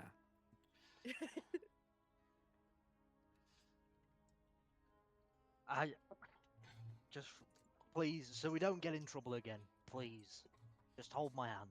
That's simple. She gives an extremely big sigh and she takes her hand and starts walking. However, she's going to be difficult and she's going to swing her hand back and forth like a small child. Are you sure you're This 6? woman is 62 years You sure you're old. 62? You're not like 7 or 8? Listen, she grew up in the circus. All she knows is fun. Oh, I think Lord. everyone just sees like a resting bitch face appear on Valu's face. Like he's normally just With like this quite bundle like, of sunshine next to him. I just want to make it known that Nix is looking at this and is smirking so hard right now. So hard. I think Valu's internal dialogue is right now. I should have just stayed in the cell. I should have just stayed in that Really? goddamn cell. Big, Having fun tough, there, Valerie. large man, bundle of sunshine, short friend. Right, so you guys make it all the way downtown to Kaya's house of repose. And you come No, up the to other this. one, the Thundering Lizard. Oh shit, Thundering Lizard. Thundering Party Lizard. house. Oh crap. Yeah, sorry. Thundering Lizard. You come up to a building that is 5 stories tall. Colored with all of the colors of the rainbow. In big splashes of paint, there are drawings of mythical creatures and dinosaurs on the walls. The entire side of it is grown with ivy, and flowering, colorful that you don't recognize flowers. And there are big open on the fourth, the second. Sorry, wait. This is there's Americans in the call. First floor to you guys is like the ground floor, right? Yes. Okay, so from the second floor up to the fifth floor, there is big big windows that open to the outside. And there's just music coming out of all of the rooms. Music. Some of the the people that are in the inn are just kind of like hanging out the window. Some of them are smoking or drinking wine, and looks like a good time. It also looks like it would be really hard to get sleep here if you are a light sleeper. You walk into the the ground floor, the reception area, and behind the front desk bar area is a lizard folk. He is green, like a really bright poisonous green almost. He's got some like battle scars on his face, and his chest that is kind of like almost bare. He's wearing like kind of like what I can almost describe as a wife beater shirt, with like just a rag over his shoulder that he uses to clean cups with and stuff. And he stands in the opening of the bar. He's trying to go somewhere, and you guys kind of all like saunter into the front room. Who goes to ask for rooms? Ooh, I'll go. I'll walk up. You said it was a lizard folk? Yes. Yeah, I walk up to the lizard folk, and I say, "Hello, me and my 5 friends are looking for rooms to stay in." All right. Y'all together, like 1 room, 2 rooms, 3 rooms, 6 rooms. What do you want? Got all sizes. I look back, and I'm like, I think we can manage with 3 rooms. Do you want them together, apart? I don't think it really matters. All right. He just randomly grabs 3 keys out of a bucket that is labeled 2 beds. It literally has like a little drawing on it on parchment with like 2 little beds on it. Nice. There's clearly someone working here that doesn't read. That use pictograms to like hand out rooms. How many nights? I look back and I just yell towards the group. How many nights? How many nights are we staying? At least one. At least one. At least one. Eris is like yelling from her tippy toes. Right. 3 gold. And that's for 1 night. If you want to stay tomorrow, just come by and pay me some more. Sure. I take 3 of my gold and I give it to him. Room? No, for 3 rooms. For 3. He looks at your when you hand him the gold. He looks at it and he's like, "Oh." Because I mean, I'm assuming. Should we really be letting the one who has no construct of money pay for their rooms? I'm assuming you're handing money from the pouch that was given to you, right? Thank you very much.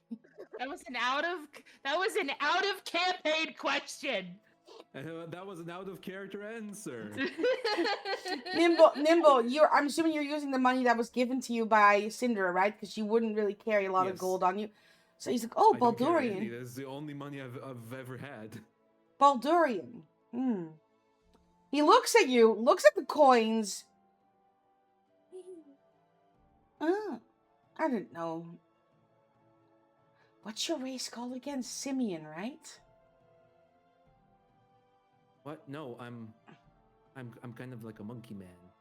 Monkey man. I mean, isn't kinda- Simian a monkey I kinda man? look to the left and the right. I want to lean in like real close, and I kind of like in a half whisper go. I kind of in a half whisper go. Are you a prince too? A prince? Yeah. What do you mean? Are you a prince? He looks you up and down. Are you a I prince? go. Maybe, and I turn around and walk away. He's very confused. He pockets the gold, and he calls back. You forgot your keys. I'll take. Oh, I'll take. No, you can't come back now because it'll look bad on you for what you've just done. I'll take the keys. Valley will grab the keys.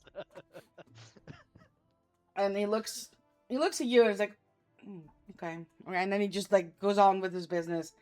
Right, your rooms have numbers on it. I'm going to roll 3d20s. Those will be your room numbers. 20, imagine. 10, room 1, and room 2. Okay. Oh my Who god, wants the it's awkward room hilarious. Thank you 10? so much for that. Who Paul. wants- So on the first floor, there's 2 rooms that are 1 and 2, and then your other room is on the 3rd floor. You guys pick and choose who's gonna stay where. Well, we already know which room Nyx is going to. As Well, that's far okay. away from us as Furthest away. possible. That 3rd floor does look very tempting, but I think someone does need to, watch over the child here. The 60-odd-old child. As I said, mean, the child. Valley has basically adopted responsibility of Eris at this point. Yeah, somehow, not, not the best role model of a parent either. Great. GG's bozo, she's What yours would be the now. alternative? Nimble Moon? You know what? At least Nimble's nice. Yeah, but I would be like Eris's Nimble- number 1 enabler. Yeah, Nimble's an enabler. True. I'm like, fair, oh, you want to climb a dinosaur? That's awesome. Nimble would be up there with her. Yeah, I was like, bet I can climb faster than you. Right. Right. What room number do you want, Aries? I don't care. Aries looks up at him and then looks down at the paper, shrugs and says, I can't read. Sorry, you can't read. No, I never learned how to read. It still gets better and better. We'll work on that. Right. He's just gonna chuck 2 other keys at 2 other people at random, and I'll say I'm gonna spike take room number 10. Okay, there's 3 Wow. rooms. So there's people that need to go in rooms. So like you can't be on your own. There's only 3 rooms. Or you're gonna make people pay for 3 more rooms. No, he was taking Aries with him. Oh, okay. So Aries and Yeah. Avalu apparently are I've in got room the child 10. Are in room 10. Okay, then there's room 1 and 2 left for the rest of the party. I'll just take whatever room. I don't even care at this point. He's I wanted I will 10. let the I wanted to be stick away. decide. Okay, Nyx goes for 1. Who Yeah, goes I'll take- with I'm happy with that. Nyx in 1. I shall go for 2 because I rolled an even number. And then, so we have Nimble in 2, Nyx in 1. Now we have Maeve and we have Elrond left out of the mix. So, who's going where? Okay, well, you know what? I'm going to actually make this easy for you guys. Roll a dice. Even, uneven. If you're uneven, go with Nyx. If you're even, go with Nimble. Both of them roll even. Go with Nimble. Uneven, Maeve goes with I'll sleep outside. Nyx. What about Elrond? If he's listening. I am. I'm just trying to roll a die. Steady dice. Yeah, it doesn't matter. Any dice. Doesn't matter. Just even or uneven? All dice have a equal like ratio of even and uneven numbers. Even. Okay, so you go with Nimble. So Elron and Nimble, Nyx and Maeve, and Ares and Valu are all in rooms. Now, you are in the city of Port Nyonzaru, and again, a very like new city to all of you, new location. Syndra asked you to meet her at the prince's house once you guys were settled in the next morning to start this adventure. So you have a day to kind of explore the city. What would each of you do in a city like this, a new city like this? Well, I know what I'd be doing. Getting slosh. Yep. Someone's on the take. Always. Away. Freaking Nyx is an alcoholic over here. Well, it's how she copes with people she doesn't like or want to be around. Crazy. You don't even know these people. Exactly that. Even worse. Alright, so Nyx joins the group of drinkers at the inn, I'm assuming? Yep. Right. Okay. What does the rest do? I think Valu will make sure that Ares doesn't get into trouble with the guards again. So he will just tag along wherever Ares chooses to explore.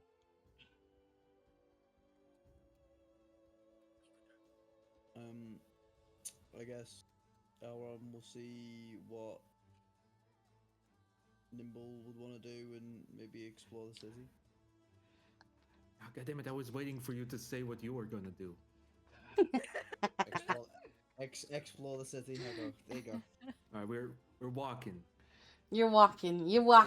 Get to know each other, because I can definitely say Ron or myself has never come across half monkey, half person.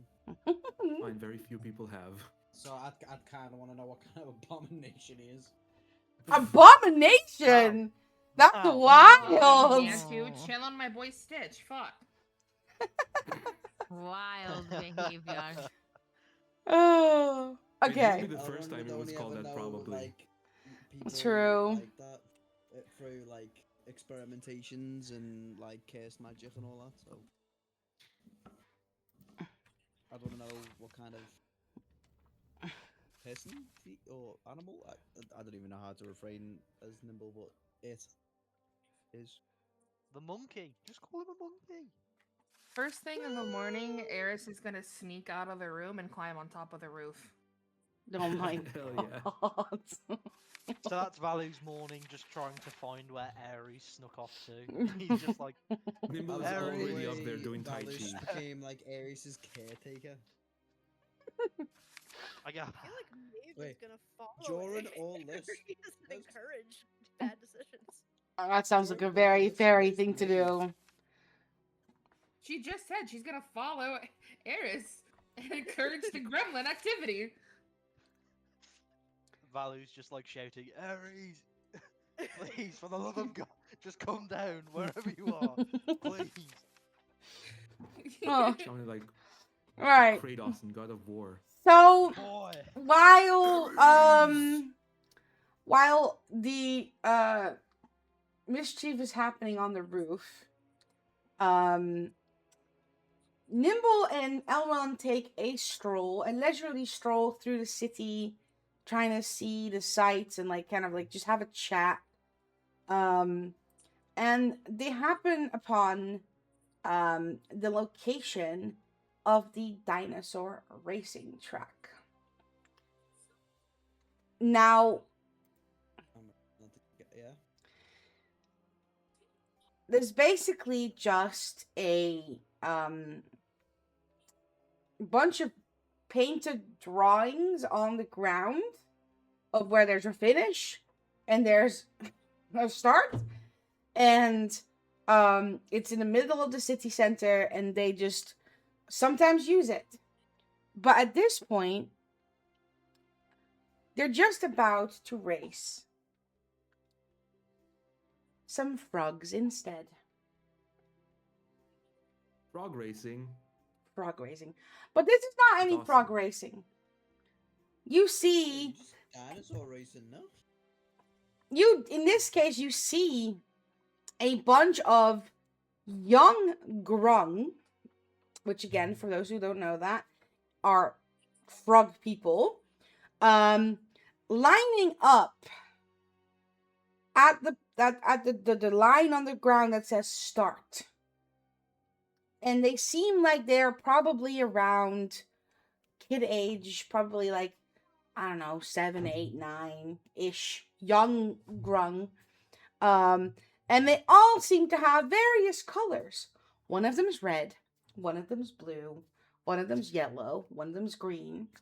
And there seems to be a bookie standing there yelling out at the people around, "Come see, come grung racing galore. The young ones are going to see who gets there fastest. No rules, just racing. Anyone want to place a bet?" Hmm. Sorry. What? I seized. I'm Say again, sorry. Polly? Oh, didn't hear it. Oh, okay. Yeah, me neither. You just randomly said sorry. Sorry, my bad. Like a panicked sorry too. Aries just fell off the roof.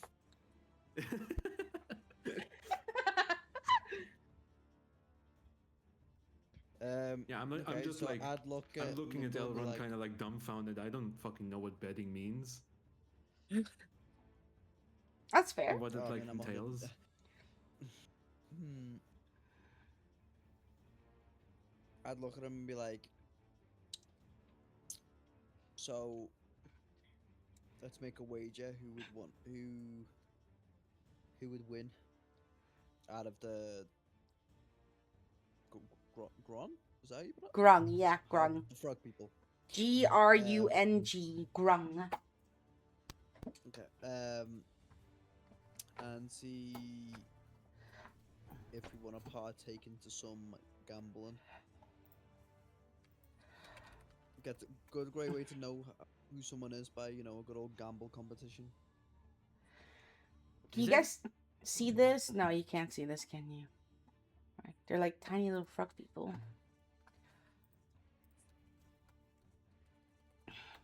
Any little frog people.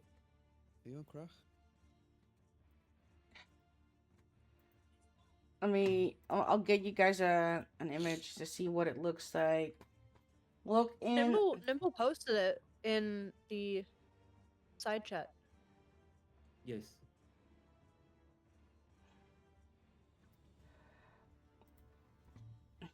In the VC Looks chat. like he's ate too much In chocolate. the VC chat. You just gotta scroll up a tiny bit. Yeah. Oh yeah, I got the same picture, just not transparent. Boom. Right. Okay. Oh my god. Grung. Grung. Grung. Okay. So, are we like watching? Are we betting? What is what's the dealio? Are we walking away? I'm gonna watch, maybe partake in some betting, but I haven't fully decided yet. And I'm gonna try and show some of the culture to Nimble. As he's just said, he doesn't know what gambling is, so I'd sit there and try and explain what could be fun about gambling. Nimble's not like he's not an idiot. He's just like very uneducated, so he catches on quick enough. So an idiot. Still doesn't quite understand like the appeal, because just like randomly guessing doesn't feel very satisfying to him. And he kind of loses interest in the waging aspect of it very quickly. He's very interested in seeing the little frog people run. All right. Watching the tiny Like legs it can't just be pack. very fast, right? They have like short legs and big feet. I It can't be good for running.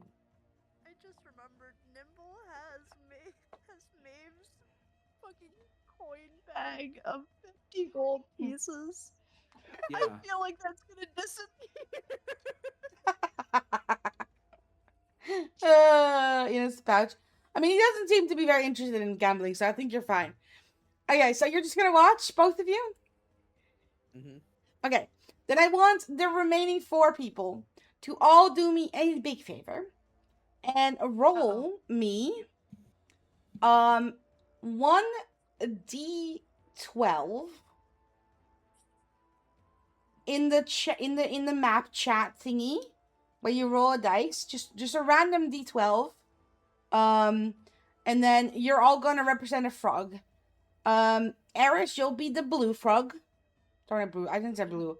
I said green, yellow, red. Did I say blue? I don't know. We'll say blue. Okay. Yeah. Okay. Then I want Nyx to roll the red frog. Maeve the green frog. 11D. And so blue, red, yellow, red. Next, you want to roll me a d12, please, darling? And the last frog was going to be... I don't remember. What did I say? I said red, green, yellow. I'll just say blue. Okay. One more frog. I need one more person to roll a die. Who do I have? I skipped? That would be Valu. Valu. That would be Valu. Valu. Roll me a dice. Roll me any A die. d12. D12. D12. 2. 2. All right. So the yellow frog sets off in this race with a big jump. You know how frogs do like a big hop? This frog is like, he's got like a leap, thank you. He's got like his foot on the line and he just leaps really far. And the other ones just kind of leap after it, but it's a little bit slower. The red and green one are like kind of lagging behind, and the blue one is just kind of like super slow for some reason. His foot seems to get stuck in something on the ground. Roll me one more d12, each of you.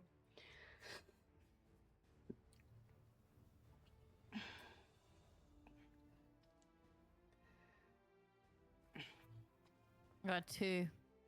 I'm calling it. It's rigged. 2 again. That's what I said. It's like I was rolling really I'm low gonna on really refresh high my things. page real quick. Okay, just wait, in wait, case wait, there's I had- some sort of, I had yellow, green, Bullshittery. yellow, green, red, blue. It's called no- skill issue.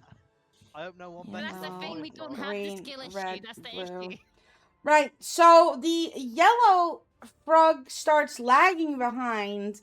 The green and red frog are just slowing down, and the sorry, I'm so lost. I've lost my markings. Okay, never mind. The red frog jumps ahead and gets over the finish line, does a little frog dance, and says, "Woohoo! I won!" And they all kind of hop, skipping away, and they're very happy with What does themselves. a frog dance look like? What does the frog dance look like? Okay, so the frog dance, you know, Funny like, you asked. Hold on. you know, like their little like feet are like webbed and they're like out, like kind of like outturned. They do a little jiggle Yeah. with their butts. Oh my god. Yeah, that's what they do. They amazing. twerk. Bro through it back. They kind of twerk. It's They're like a twerking. grung. Look at the VC They're chat. That's what it looks like. they're grunging. Oh my god. They're grunging. They're- Oh my god. Oh my goodness. Okay, Aaron. That was Oh, the you and grung me, sounds our one big brain, time, but then it grunged all over the place. our brain Sorry. is just like matching right now. And that's literally what I had in my mind. Okay, great, awesome. Hang on. Let's see if I can Um, add this here. You guys, Where are is it? you've seen this little frog race, and they were clearly faster than you thought they were. Nimble, what do you think? No. Oh wow. You never really know with these things. Like one day you're alone in a forest trying to fish, go to a party. Next thing you know, in a different side of the world, and little frog people can run really fast. Right. I will leave you guys to your chat and wander through the city. And we pan back to the rest of the group, which is Eris, who has snuck out of the room and is currently trying to climb a roof. Valu, you were in the room. And you turned your back for 2 seconds to grab something out of your backpack. And all of a sudden, you hear the door close, and Eris is nowhere to be found.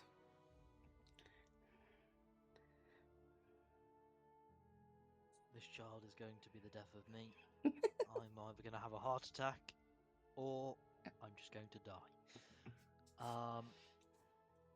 Aries, where have you gone? And he just starts looking around, where just trying to find where Aries has went. So that You Aries hear does the not get killed by distant guards. giggling down the hallway, and then it just moves upward.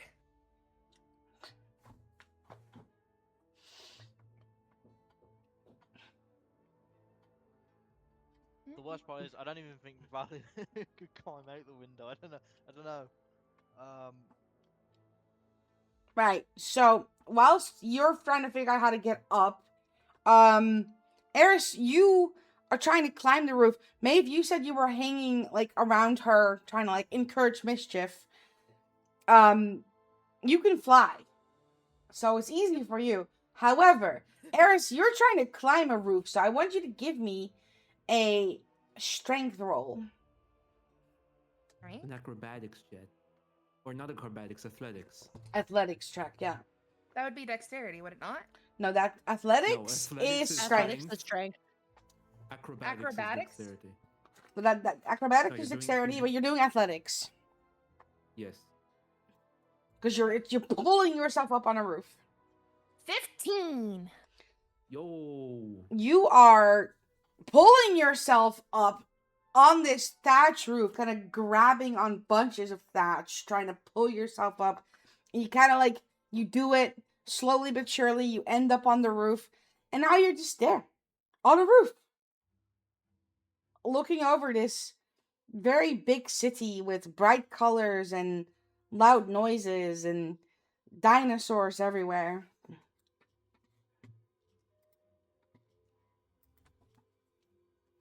Fiona, like, just sits on the roof and, throws her little feet off the edge and is kind of, like, taking in. She doesn't realize that Valu is now in a frantic panic to find the small being. She's just kind of vibing up there. She takes her little pan flute out of her dress pocket and just starts tootling along.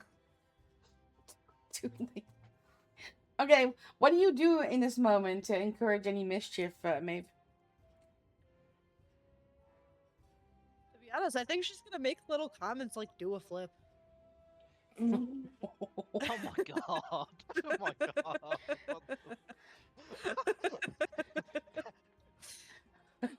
You see that building over there? Jump towards it.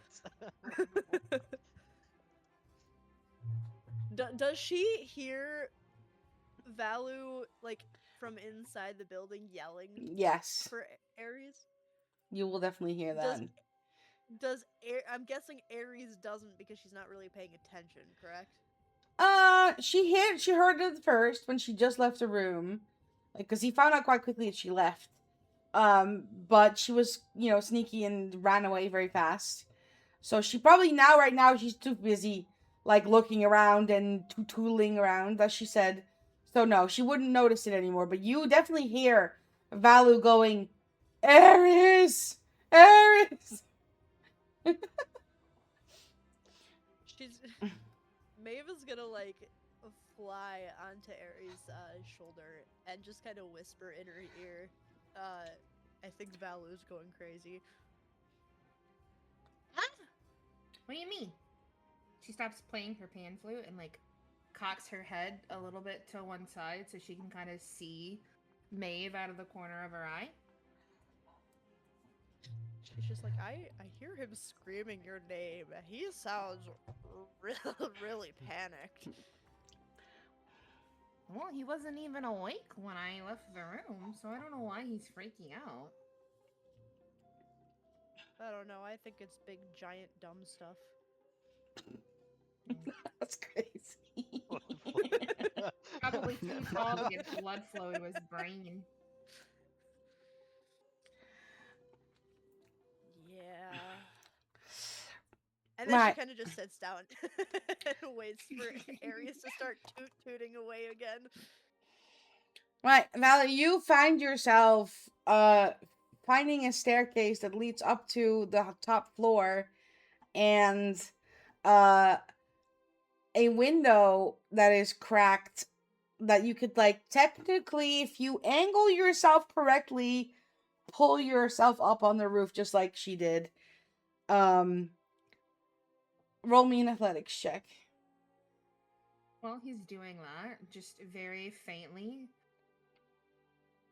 Aries, Jesus, I'm saying it like you guys are now. Aries starts playing All Star by Smash Mouth on the pan flute. Hey there, you're now starting the game of Now, the question is really, does Valu want to go try even risk this? You know, the damages that could be done, not only to himself, but the building. It depends on if he notices her feet hanging off in front of the window. That's true.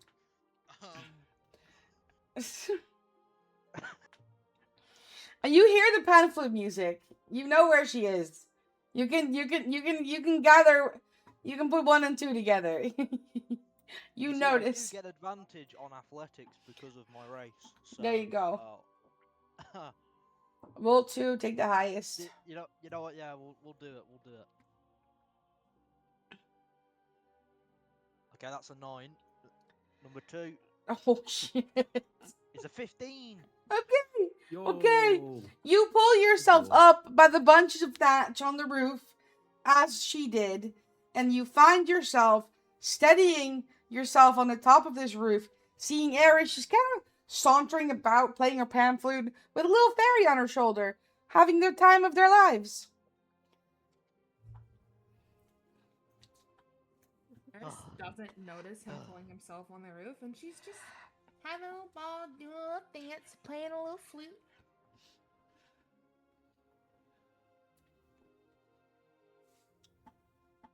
Knowing Maeve, she does notice, though. She's quietly laughing to herself at this giant man trying to get up there. Why do I picture? Why would I just picture Value picking Eris up like a football?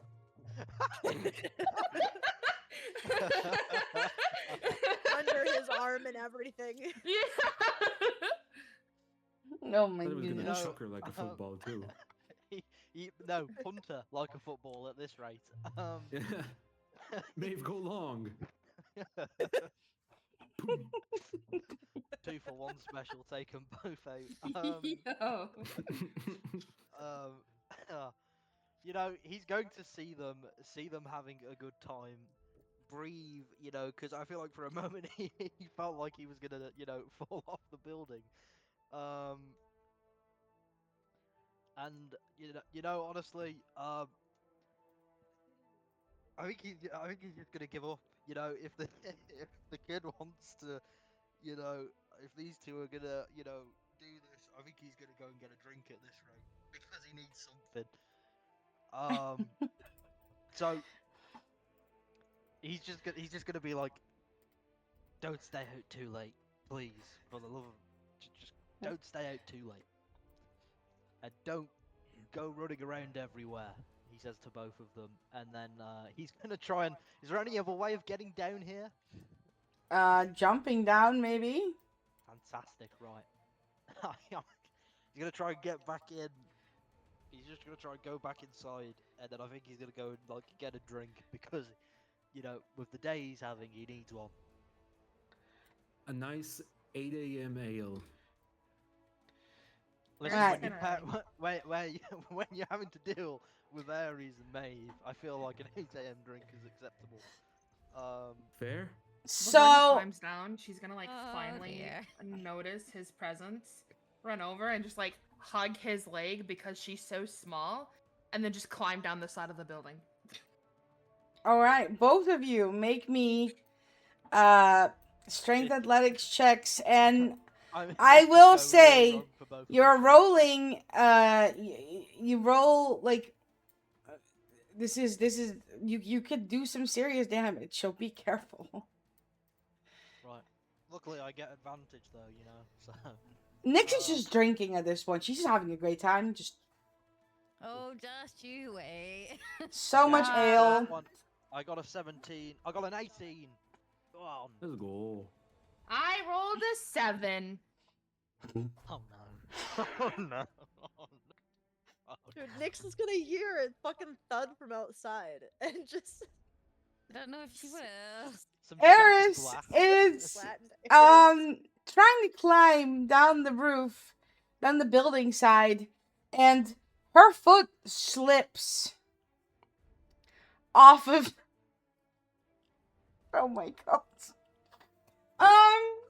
Yeah, her foot slips. Let's see, 5 stories. Oh no. Oh my god. I'm 5 so stories is a lot. I'm so scared to roll this damage. What did you Oh say? my God. I'm gonna get. Okay, she's about to fall. Maeve, you're flying up their height. You notice this. Does anyone try anything? Do you scream What can I anything, try Maeve? realistically? Eris feels her foot slipping. Oh god. Well, she's probably gonna fucking scream. Alright, so Eris screams. What would it be? What Nothing would I it be to catch her? Or like stop her falling to her death? Aries dying first session. Coming Dex- next session is a drunk. Actually, roll me a dexterity saving throw. See if you can grab her hand. Oh, a dexterity saving throw. That's fantastic. I've got a +5 in that. Don't let it Rolls fool on you. I had that a one. +7 in the freaking 20. thingy. Let's go. Not a He natural 20, grabs- but a 20. He grabs her hand, and Eris is now dangling on the side of the building. What is your strength score, Valu? He's not a Right. strong man. So you are going to roll me a Constitution to see how long you can hold her hand. Oh, just a flat con or a con save? Flat con. Oh god. This could go really wrong here, guys. Natural 20! Ah! How is Right. my strength better? You are able to hold onto her hand until about you almost reach the bottom floor, and you have to like she slips out of your hand, and she like stumbles off of your hand, and she takes 1 fall damage. I just imagine her falling onto the ground, straight onto her butt, and there's like a, you know, like the squeaky hammer sound.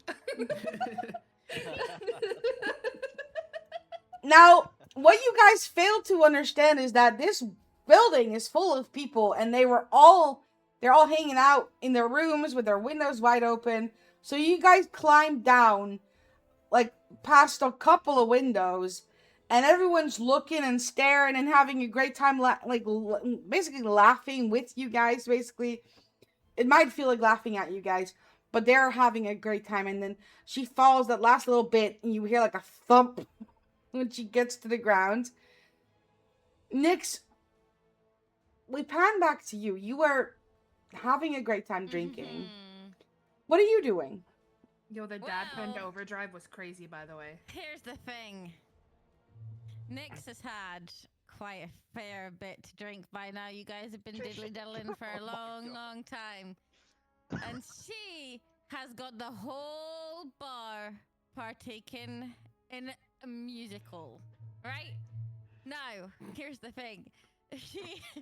she's on the bar, giving it some couple of buttons undone on her blouse, and she is conducting the band and the customers in this very pleasant song. Can we kill the music a second? Oh God. Oh no. Yeah. We walk in. We've got a conductor. Let me see, BBB. How do I do this again? Now, I'm hoping I've got this set up right for this to work. Otherwise, this is gonna be a rather shit show. I'm gonna say. There we go. But this is currently what the inside of the tavern sounds like. Yeah, dumps like a truck.